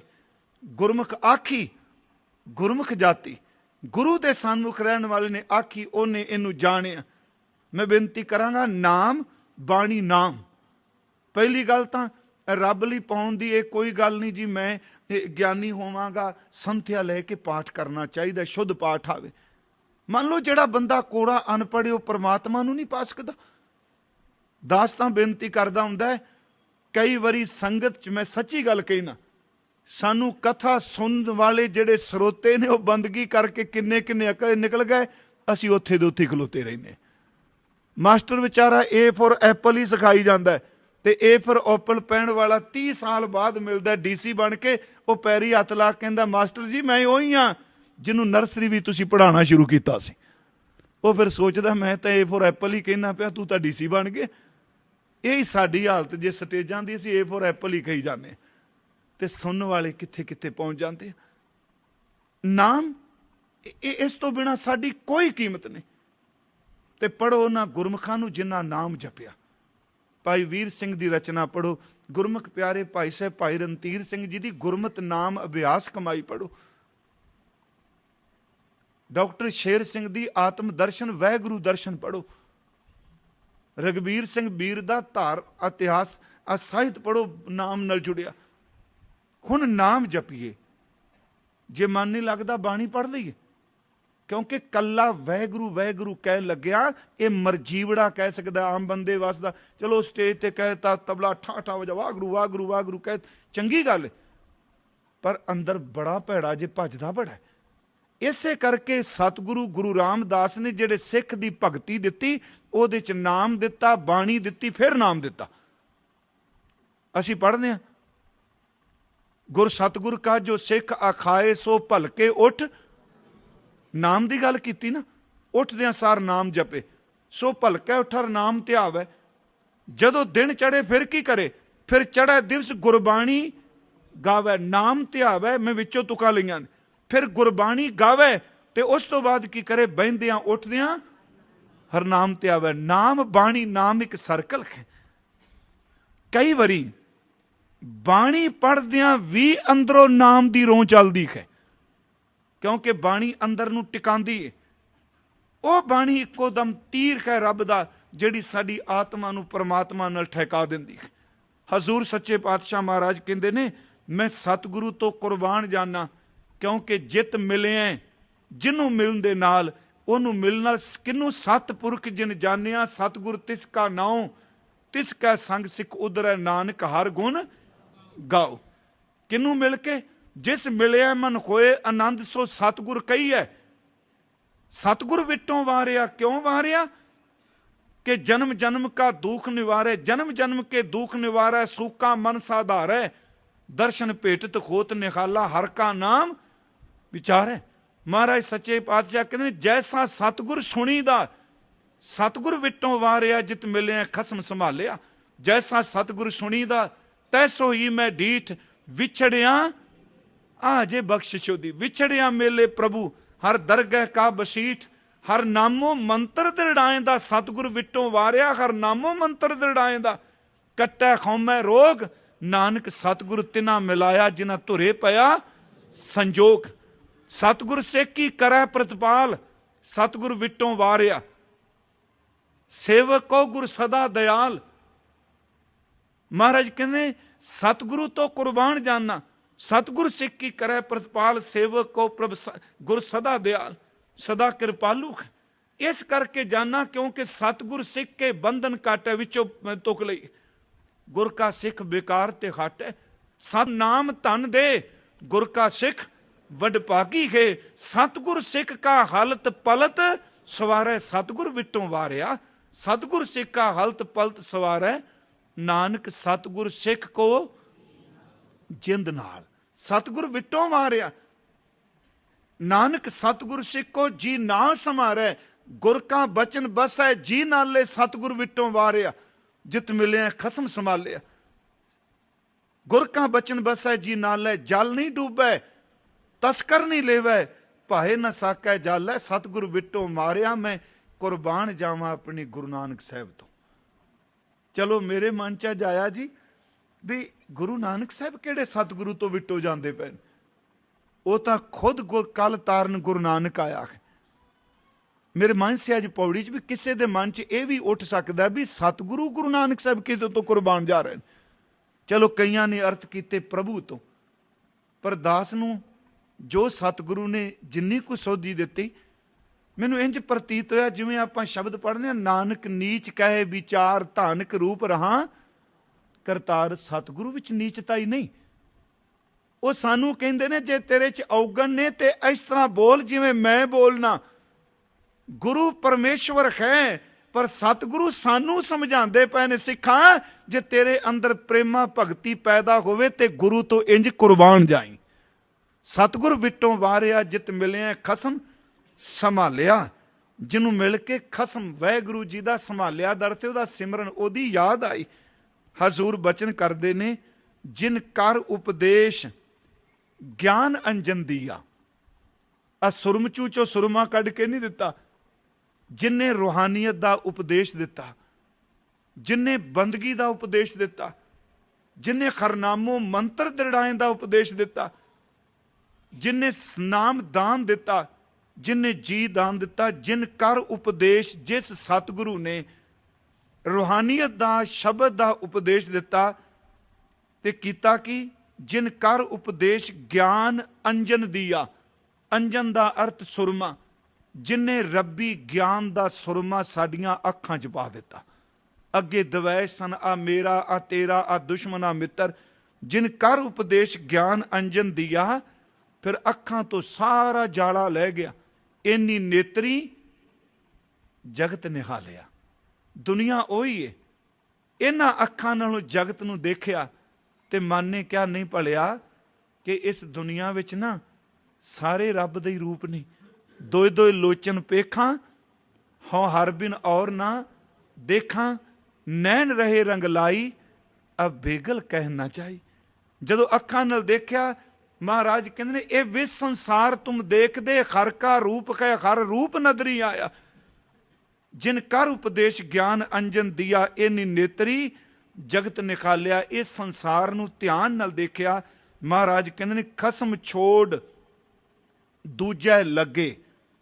ਜਿਨ੍ਹਾਂ ਨੇ ਪਰਮਾਤਮਾ ਖਸਮ ਨੂੰ ਛੱਡ ਦਿੱਤਾ ਤੇ ਦੂਜੇ ਭਾਵ 'ਚ ਲੱਗ ਗਏ। ਕੋਈ ਦੇਵੀ ਦੇਵਤਿਆਂ ਦੀ ਪੂਜਾ 'ਚ ਲੱਗ ਗਿਆ, ਕੋਈ ਮੜੀਆਂ ਦੀ ਪੂਜਾ 'ਚ ਲੱਗ ਗਿਆ, ਕੋਈ ਪੱਥਰਾਂ ਦੀ ਪੂਜਾ 'ਚ ਲੱਗ ਗਿਆ। ਖਸਮ ਵਾਹਿਗੁਰੂ ਨੂੰ ਛੱਡ ਦਿੱਤਾ। ਖਸਮ ਛੋੜ ਦੂਜੇ ਲੱਗੇ। ਦੂਜੇ ਲੱਗੇ ਡੁੱਬੇ ਸੇ ਵਣਜਾਰਿਆ। ਜਿਹੜੇ ਵਪਾਰ ਕਰਨਾ ਇਸ ਨਾਮ ਦਾ, ਉਹਨਾਂ ਦਾ ਤਾਂ ਬੇੜੀ ਡੁੱਬ ਗਿਆ। ਉਹਨਾਂ ਦਾ ਵਪਾਰ ਕਿੱਥੇ ਚੱਲੇਗਾ? ਵਪਾਰੀਆਂ ਦੇ ਬੇੜੀ ਡੁੱਬ ਗਏ। ਖਸਮ ਛੋੜ ਦੂਜੇ ਲੱਗੇ। ਦੂਜੇ ਲੱਗੇ ਡੁੱਬੇ ਸੇ ਵਣਜਾਰਿਆ। ਸਤ ਗੁਰੂ ਹੈ ਬੋਏ ਥਾਂ। ਗੁਰੂ ਜਹਾਜ਼ ਹੈ, ਪਰ ਸਭ ਨੂੰ ਸਮਝ ਨਹੀਂ। ਵਿਰਲਾ ਕਿਨੇ ਵਿਚਾਰਿਆ। ਬੇਨਤੀ ਹੈ, ਦੂਜੇ ਭਾਵ ਵਿੱਚ ਕਦੀ ਸੁੱਖ ਨਹੀਂ ਜੇ। ਭਾਈ ਗੁਰਦਾਸ ਸਾਹਿਬ ਦੀ ਇਹ ਗੱਲ ਮੈਨੂੰ ਯਾਦ ਹੈ। ਉਹ ਕਹਿੰਦੇ ਨੇ ਇੱਕ ਸ਼ੀਸ਼ੇ 'ਚ ਦੇਖੋ ਤੇ ਚਿਹਰਾ ਇੱਕ ਦਿਸੇਗਾ। ਦੋ ਦੋ ਸ਼ੀਸ਼ੇ ਅੱਗੇ ਪਿੱਛੇ ਰੱਖੋਗੇ, ਇੱਕ ਚਿਹਰੇ ਦੇ ਕਈ ਚਿਹਰੇ ਬਣ ਜਾਣਗੇ। ਇੱਕ ਬੇੜੀ ਤੇ ਬਵਾਂਗੇ ਤੇ ਕਿਨਾਰੇ ਲੱਗਾਂਗੇ, ਦੋ ਬੇੜੀਆਂ ਡੋਬ ਕੇ ਰੱਖ ਦੇਣਗੀਆਂ। ਇੱਕ ਨੂੰ ਬਾਂਹ ਪਕੜਾਵਾਂਗੇ ਤੇ ਰਸਤਾ ਮਿਲੇਗਾ, ਦੋ ਨੂੰ ਬਾਹਾਂ ਪਕੜਾ ਦੇਾਂਗੇ, ਬਾਹਾਂ ਨਿਕਲ ਜਾਣਗੀਆਂ। ਸੁਹਾਗਣ ਹੋਵੇ ਜਿਹਨੂੰ ਇੱਕ ਸਾਈਂ ਤੇ ਭਰੋਸਾ ਹੈ। ਦੋ ਥਾਂ ਤੇ ਪਿਆਰ ਰੱਖਣ ਵਾਲੀ ਸੁਹਾਗਣ ਨਹੀਂ। ਜਿਸ ਘਰ ਵਿੱਚ ਦੋ ਚੌਧਰੀ ਹੋਣ ਉਸ ਘਰ ਦੀ ਖੈਰ ਨਹੀਂ। ਤੇ ਮਹਾਰਾਜ ਕਹਿੰਦੇ ਨੇ ਜਿਸ ਸਰੀਰ ਦੇ ਵਿੱਚ ਕਈਆਂ ਕਈਆਂ ਨੂੰ ਥਾਂ ਦਿੱਤੀ ਹੋਏ, ਸਰੀਰ ਦੀ ਕੋਈ ਖੈਰ ਨਹੀਂ। ਇੱਕ ਨਾਲ ਭਾਈ ਸਾਹਿਬ ਨੇ ਲਿਖਿਆ ਕਿ ਦੋਏ ਦਰਪਨ ਦੇਖੈ ਏਕ ਸੈ ਅਨੋਕ ਰੂਪ। ਦੋਏ ਨਾਉ ਪਾਉ ਧਰੈ ਪਹੁੰਚੈ ਨਾ ਪਾਰਖ ਹੈ। ਦੋਏ ਦਿਸ਼ਾ ਗਏ ਗਹਾਏ ਸੈ ਹਾਥ ਪਾਉ ਟੂਟੈ। ਦੋਰਾਏ ਦੋ ਚਿੱਤੇ ਕੋਈ ਭੂਲ ਪਗ ਤਾਰਖ ਹੈ। ਦੋਏ ਭੂਪ ਤਾਂ ਕੇ ਗਾਉ ਪਰਜਾ ਨਾ ਸੁਖੀ ਹੋਤ। ਦੋਏ ਪੁਰਖਨ ਕੀ ਨਾ ਕੁਲਾ ਬਧੂ ਨਾਰਖ ਹੈ। ਗੁਰ ਸਿੱਖ ਹੋਏ ਆਨ ਦੇਵ ਸੇਵ ਟੇਵ ਗਹਿ। ਸਹਿ ਜਮ ਡੰਦ ਤਿਗ ਜੀਵਨ ਸੰਸਾਰ। ਖਸਮ ਛੋੜ ਦੂਜੇ ਲੱਗੇ ਡੁੱਬੇ ਸੇ ਵਣਜਾਰਿਆ। ਸਤ ਗੁਰੂ ਹੈ ਬੋਏ ਥਾ। ਗੁਰੂ ਬੋਏ ਤਕੈ ਜਹਾਜ਼ ਕੈ। ਮਹਾਰਾਜ ਕਹਿੰਦੇ ਨੇ ਵਿਰਲੇ ਕਿਨੇ ਵਿਚਾਰਿਆ, ਕਿਸੇ ਟਾਵੇਂ ਟਾਵੇਂ ਨੂੰ ਸਮਝ ਪਈ। ਇਸੇ ਕਰਕੇ ਬਚਨ ਨੇ ਸਤਿਗੁਰੂ ਲਈ, ਗੁਰ ਜਹਾਜ਼ ਖੇਵਟ ਗੁਰੂ, ਗੁਰ ਬਿਨ ਤਰਿਆ ਨਾ ਕੋਏ, ਗੁਰ ਪ੍ਰਸਾਦ ਪ੍ਰਭ ਪਾਈਐ, ਗੁਰ ਬਿਨ ਮੁਕਤ ਨਾ ਖੋਏ। ਕਲਯੁਗ ਜਹਾਜ਼ ਅਰਜੁਨ ਗੁਰੂ, ਸਗਲ ਸ੍ਰਿਸ਼ਟ ਲਗਬੇ ਤਰੋ। ਆ ਜਿਹੜਾ ਅਸੀਂ ਸਵਈਆ ਪੜ੍ਹਦੇ ਹਾਂ ਨਾ ਜੀ, ਇਹ ਦੋਹਰਾ ਖਾਸ ਕਰਕੇ, ਆਗਿਆ ਭਈ ਅਕਾਲ ਕੀ ਤਬੈ ਚਲਾਇਓ, ਪੰਥ ਸਭ ਸਿੱਖਨ ਕੋ ਹੁਕਮ ਕਹੇ, ਗੁਰੂ ਮਾਨਿਓ ਗ੍ਰੰਥ, ਗੁਰੂ ਗ੍ਰੰਥ ਜੀ ਮਾਨਿਓ ਪ੍ਰਗਟ ਗੁਰਾਂ ਕੀ ਦੇ, ਜੋ ਪ੍ਰਭ ਕੋ ਮਿਲਬੋ ਚਾਹੇ ਖੋਜ ਸ਼ਬਦ ਮੈਂ ਲੈ। ਅਸਲ 'ਚ ਇਹ ਦੋਹਰਾ ਜਿਹੜਾ ਗਿਆਨੀ ਗਿਆਨ ਸਿੰਘੂਣਾ ਲਿਖਿਆ, ਉਹਦੇ ਚੁੱਕ ਲਿਖਦੇ ਨੇ, ਸਭ ਗੁਰੂ ਪ੍ਰਗਟ ਭਏ ਪੂਰਨ ਹਰ ਅਵਤਾਰ। ਸਾਰੇ ਗੁਰੂ ਪਰਮਾਤਮਾ ਦਾ ਸਾਕਾਰ ਰੂਪ ਨੇ, 10 ਗੁਰੂ ਸਾਹਿਬ। ਸਭ ਗੁਰੂ ਪ੍ਰਗਟ ਪਏ ਪੂਰਨ ਹਰ ਅਵਤਾਰ, ਜਗਮਗ ਜੋਤ ਬਿਰਾਜਗੀ ਸ਼੍ਰੀ ਗੁਰੂ ਗ੍ਰੰਥ ਮਝਾਰ। ਚਲੋ ਕਈ ਸੱਜਣੇ ਪੜ੍ਹਦੇ ਆ ਅਬਚਲ ਨਗਲ ਅਪਾਰ, ਉੱਥੇ ਵੀ ਜਗਮਗ ਜੋਤ ਬਿਰਾਜ ਰਹੀ ਸ਼੍ਰੀ ਗੁਰੂ ਗ੍ਰੰਥ ਮਝਾਰ। ਆ ਪੜ੍ਹਦੇ ਵਾਹਿਗੁਰੂ ਨਾਮ ਜਹਾਜ ਹੈ, ਨਹੀਂ ਉੱਥੇ ਲਿਖਿਆ ਵਾਹਿਗੁਰੂ ਗੁਰੂ ਗ੍ਰੰਥ ਜੀ, ਵਾਹਿਗੁਰੂ ਗੁਰੂ ਗ੍ਰੰਥ ਜੀ ਉਬੇ ਜਹਾਜ਼ ਉਧਾਰ, ਜੋ ਸ਼ਰਧਾ ਤਰ ਸੇਵਕ ਹੈ ਸੋ ਭਵ ਉਤਰੈ ਪਾਰ। ਜਿਹੜਾ ਸ਼ਰਧਾ ਨਾਲ ਗੁਰੂ ਗ੍ਰੰਥ ਸਾਹਿਬ ਜਹਾਜ਼ ਨੇ, ਇਹ ਸ਼ਬਦ ਨਹੀਂ ਜੇ ਡੁੱਬਣ ਦਿੰਦਾ। ਸਮਾਪਤੀ ਤੇ ਸਿਰਫ ਥੋੜੀ ਜਿਹੀ ਇਕਾਗਰਤਾ ਤੁਸੀਂ ਬਖਸ਼ਿਓ, ਕਿਉਂਕਿ ਮੇਰੀ ਸਿਟਿੰਗ ਹੁੰਦੀ ਹੈ 1.5 ਪੌਣੇ 2 ਘੰਟੇ ਦੀ, ਤੇ ਕਈ ਵਾਰੀ ਫਿਰ ਸੱਜਣ ਸੁਣਨ ਵਾਲੇ ਖੱਬੇ ਸੱਜੇ ਜਦੋਂ ਖੁਰਕਣ ਲੱਗ ਪੈਂਦੇ, ਪਤਾ ਲੱਗਦਾ ਵੀ ਵਿਚਾਰੇ ਟਾਈਮ ਤੋਂ ਆਤੁਰ ਜਾ ਹੋ ਗਏ। ਮੈਂ ਕਹਿੰਦਾ ਉਹ ਕਥਾ ਹੀ ਕਾਦੀ ਜਿਹੜੀ ਟਾਈਮ ਨੂੰ ਵੇਖੀ ਜਾਏ, ਪਰ ਮੈਂ ਫਿਰ ਵੀ ਤੁਹਾਡੀ ਸਹੂਲਤ ਲਈ ਸਮਾਪਤੀ ਕਰਨ ਲੱਗਾ। ਸਤਿਗੁਰੂ ਜਹਾਜ਼ ਹੈ, ਲਹਿਰਾਂ ਨਹੀਂ ਵਿਆਪਨ ਦਿੰਦਾ। ਦੁਨੀਆ ਦਾ ਜਹਾਜ਼ ਲਹਿਰਾਂ 'ਚ ਡੁੱਬਦਾ ਹੈ, ਜਦੋਂ ਗੁਰੂ ਮੋਢਾ ਲਾਉਣ ਲੱਗੇ ਤੇ ਮੱਖਣ ਸ਼ਾਹ ਦੇ ਡੁੱਬਦੇ ਨੂੰ ਵੀ ਕਿਨਾਰੇ ਲਾ ਦਿੰਦਾ ਹੈ। ਇਹਨੂੰ ਲਹਿਰ ਨਹੀਂ ਵਿਆਪਦੀ। ਸਤਿਗੁਰੂ ਗੁਰੂ ਗੋਬਿੰਦ ਸਿੰਘ ਮਹਾਰਾਜ, ਚਲੋ ਸਾਖੀ ਮੈਂ ਇਸ ਕਰਕੇ ਲੈ ਲੈਣਾ ਵੀ ਖੁਸ਼ ਗਿਆਨ ਨਾ ਬਣੇ। ਸੈਦਾ ਉਹ ਵੀ ਤਾਂ ਲੋਕਾਂ ਨੂੰ ਪਾਰ ਹੀ ਕਰਦਾ ਹੈ ਨਾ, ਬੜੀ ਵਾਰੀ ਸੁਣਨੇ ਆ। ਉਹਦੀ ਬੇੜੀ ਸਾਦੀ ਜਿਹੀ ਹੈ, ਪਰ ਖਾਮੋਸ਼ ਰਹਿੰਦਾ, ਚੁੱਪ ਰਹਿੰਦਾ, ਅੰਦਰੇ ਅੰਦਰੇ ਫੁਰਨ ਬਣਾਉਂਦਾ। ਮਨਾ ਤੂੰ ਤਾਂ ਮੁਸਲਮਾਨ ਕਹਿ, ਜੇ ਕਿਤੇ ਗੁਰੂ ਗੋਬਿੰਦ ਸਿੰਘ, ਉਹ ਸਭ ਨੂੰ ਪਿਆਰ ਕਰਦੇ ਨੇ। ਘੋੜੇ ਦਾ ਨੀਲੇ ਦਾ ਸ਼ਾਹ ਸਵਾਰ, ਕਿਸੇ ਦਿਨ ਕਿਤੇ ਦਰਿਆ ਪਾਰ ਕਰਦੇ ਤੇਰੀ ਬੇੜੀ 'ਚ ਬਹਿ ਜਾ, ਕਿੰਨੇ ਭਾਗ ਚੰਗੇ ਹੋਣਗੇ। ਫੁਰਨੇ ਹੀ ਬਣਾਉਂਦਾ ਹੈ ਨਾ। ਭਾਈ ਗੁਰਦਾਸ ਸਾਹਿਬ ਤਾਂ ਇੱਥੋਂ ਤੱਕ ਕਹਿੰਦੇ ਨੇ, ਤੂੰ ਫੁਰਨੇ ਭਗਤੀ ਦੇ ਬਣਾਈ ਜਾਏ ਵੀ ਭਗਤੀ ਹੋ ਜਾਂਦੀ ਹੈ। ਫੁਰਨੇ ਹੀ ਬਣਾਓ ਨਾ, ਮੈਂ ਭਗਤੀ ਕਰਨੀ, ਭਗਤੀ ਕਰਨੀ, ਚੇਤੇ ਰੱਖਿਓ ਇਹਦੇ ਵਿੱਚ ਵੀ ਨਿੱਕੀ ਜੀ ਯਾਦ ਹੈ। ਐਵੇਂ ਨਹੀਂ ਹਰ ਚੀਜ਼ 'ਚ ਵਾਹਿਗੁਰੂ ਉਹ ਫੁਰਨੇ ਬਣਾਉਂਦਾ ਹੈ। ਅੱਜ ਫਿਰ ਚੋਜੀ ਪ੍ਰੀਤਮ ਸੱਚਮੁੱਚ ਆ ਗਏ। ਮਲਾਹ ਬੜੇ ਖੁਸ਼ ਨੇ ਵੀ ਮੇਰੀ ਬੇੜੀ 'ਚ ਬੈਠਣਗੇ। ਇਹ ਤਾਂ ਕਵਿਤਾ ਸੁਣਾਉਣ ਵਾਲਿਆਂ ਨੂੰ ਖੱਚਰਾਂ ਭਰ ਕੇ ਦੇ ਦਿੰਦਾ, ਢਾਲਾਂ ਭਰ ਭਰ ਕੇ ਵੰਡਦਾ ਗਰੀਬਾਂ ਨੂੰ। ਮੇਰੀ ਬੇੜੀ 'ਚ ਬੈਠਣਗੇ, ਆਹ ਕੁਝ ਮਿਲੇਗਾ, ਆਹ ਕੁਝ ਮਿਲੇਗਾ। ਸੈਦੇ ਦੇ ਮਨ 'ਚ ਕੋਈ ਫੁਰਨਾ ਨਹੀਂ। ਉਹ ਕਹਿੰਦਾ ਜੇ ਮੇਰੀ ਬੇੜੀ 'ਚ ਬਹਿ ਜਾਏਗਾ, ਮੇਰੀ ਜ਼ਿੰਦਗੀ ਦੀ ਬੇੜੀ ਦਾ ਪਾਰ ਉਤਾਰਾ ਹੋ ਜਾਏਗਾ। ਲੱਕੜ ਦੀ ਬੇੜੀ 'ਚ ਬਹਿ ਜਾਏਗਾ, ਮੇਰੀ ਬੇੜੀ ਜਨਮ ਦੀ ਪਾਰ ਹੋ ਜਾਏਗੀ। ਸੱਚੀ ਮੁੱਚੀ ਮਹਾਰਾਜ ਬਹਿ ਗਏ, ਉਹਨੇ ਬੇੜੀ 'ਚ ਬਿਠਾ ਲਿਆ। ਮਲਾਹ ਉਹਨੇ ਦੂਜੇ ਕਿਨਾਰੇ ਵੱਲ ਨਹੀਂ ਮੂੰਹ ਕੀਤਾ, ਦੂਜੇ ਕਿਨਾਰੇ ਵੱਲ ਪਿੱਠ ਕੀਤੀ ਤੇ ਗੁਰੂ ਗੋਬਿੰਦ ਸਿੰਘ ਵੱਲ ਮੁੱਖ ਕਰਕੇ ਚੱਪੂ ਮਾਰੀ ਜਾ ਰਿਹਾ। ਵੇਂਦਾ ਗੁਰੂ ਗੋਬਿੰਦ ਸਿੰਘ ਦਾ ਮੁੱਖ, ਉਹਨਾਂ ਦੇ ਚਰਨ, ਉਸ ਦਰਸ਼ਨ ਵਿੱਚੋਂ ਵੀ ਅਕੈ ਸੁੱਖ ਮਿਲਦਾ ਪਿਆ। ਬੇੜੀ ਖੱਬੇ ਸੱਜੇ ਕਰਦਾ ਹੈ ਕਿ ਚਲੋ ਜਿੰਨਾ ਵਕਤ ਨਿਕਲ ਜਾ ਉਨਾ ਹੀ ਚੰਗਾ ਹੈ। ਮਹਾਰਾਜ ਮੁਸਕਰਾਉਂਦੇ ਪਏ ਨੇ ਦੇਖ ਕੇ ਅੰਦਰ। ਸੱਚਮੁੱਚ ਬੇੜੀ ਕਿਨਾਰੇ ਲੱਗ ਗਈ। ਹਜ਼ੂਰ ਉਤਰੇ, ਸਿੱਖ ਨੂੰ ਕਿਹਾ ਜਿੰਨੇ ਮਲਾਹ ਦੇ ਪੈਸੇ ਬਣਦੇ ਨੇ ਦੇ ਦੇ। ਸੋਨੇ ਦੀਆਂ ਮੋਹਰਾਂ ਦੇਣ ਲੱਗੇ। ਬਸ ਬੇੜੀ ਵਿੱਚ ਹੀ ਗੁਰਪ੍ਰਸਾਦ ਵਰਤ ਗਿਆ, ਸੁੱਕੇ ਕਾਸ਼ਟ ਹਰੇ ਹੋ ਗਿਆ। ਜਦੋਂ ਮੋਹਰਾਂ ਦੇਣ ਲੱਗੇ, ਸੈਦਾ ਧਾ ਕੇ ਗੁਰਦੇਵ ਦੇ ਚਰਨਾਂ 'ਚ ਡਿੱਗ ਪਿਆ। ਮਹਾਰਾਜ ਕਹਿੰਦੇ ਤੇਰੀ ਮਿਹਨਤ, ਕਹਿੰਦਾ ਹੈ ਨਹੀਂ ਮੇਰੀ ਰੋਟੀ ਤਾਂ ਬੇੜੀ ਨਾਲ ਚੱਲਦੀ ਏ, ਪਰ ਮੈਂ ਅਸੂਲ ਵਾਲਾ ਬੰਦਾ ਵਾਂ। ਮਹਾਰਾਜ ਕਹਿੰਦੇ ਅਸੂਲ ਤੂੰ ਕਿਹੜੀ ਖੈਰਾਤ ਮੰਗਣਾ? ਕਹਿੰਦਾ ਹਾਂ ਮੈਂ ਖੈਰਾਤ ਨਹੀਂ ਮੰਗਦਾ। ਮਹਾਰਾਜ ਕਹਿੰਦੇ ਤੇਰੀ ਮਿਹਨਤ। ਕਹਿੰਦਾ ਨਹੀਂ, ਸਾਡਾ ਅਸੂਲ ਏ, ਸਾਡੇ 'ਚ ਇੱਕ ਮਲਾਹ ਦੂਜੇ ਮਲਾਹ ਤੋਂ ਪੈਸੇ ਨਹੀਂ ਲੈਂਦਾ ਹੁੰਦਾ। ਇੱਕ ਮਲਾਹ ਦੂਜੇ ਤੋਂ ਨਹੀਂ ਲੈਂਦਾ ਪੈਸੇ। ਮਹਾਰਾਜ ਹੱਸ ਪਏ, ਕਹਿਣ ਲੱਗੇ ਤੂੰ ਤਾਂ ਮਲਾਹ, ਮੈਂ ਮਲਾਹ?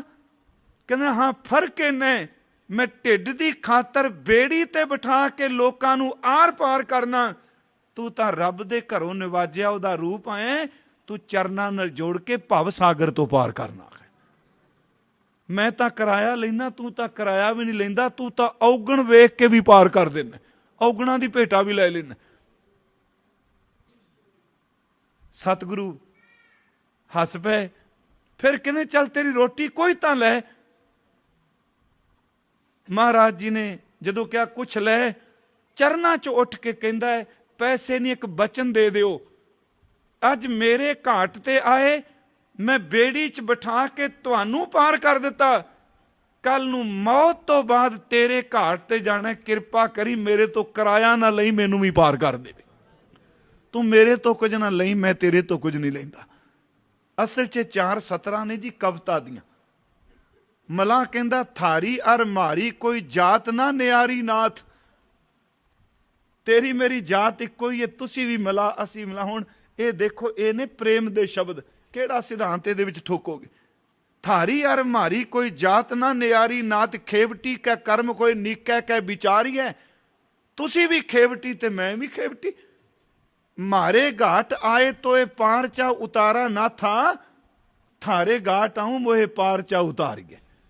फिर सुनियो, थारे घाट आऊं, मेरे घाट ते हैं मैं पार किया। मारे घाट आए तो ये पार चा उतारा ना था, थारे घाट आऊं मोहे पार चा उतारिए।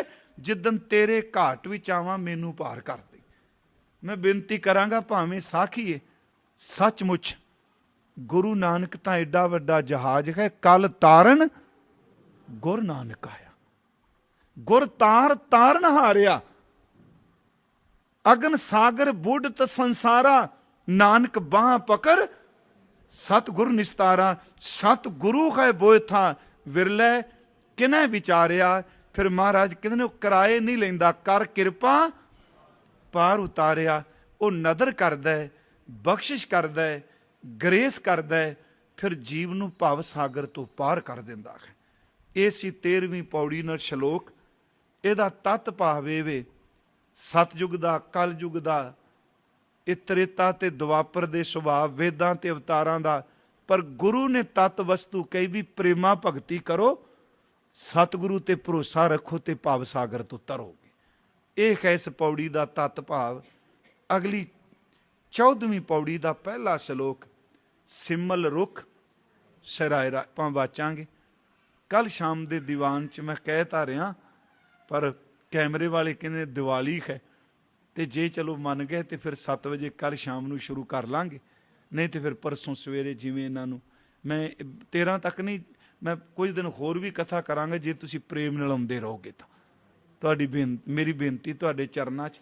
ਤੇ 1.5 ਘੰਟੇ ਦੀ ਚੌਂਕੜੀ ਜ਼ਰੂਰ ਬਣਾ ਕੇ ਆਇਓ ਘਰੋਂ, ਵੀ ਖੱਬੇ ਸੱਜੇ ਨਹੀਂ ਵੇਖਣਾ। हाँ, जिन्ना उठना है पहला वो पिछे बह जान कर, चलो उठ के चले गए।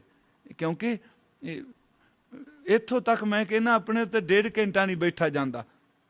प्यारिओ, ऐसे ऐसे गुरमुख ने जिहड़ा पूरा गुरु ग्रंथ साहिब का पाठ एक चौंकड़े ते कर जाते। अज भी हैगे आ जी बड़े ऐसे।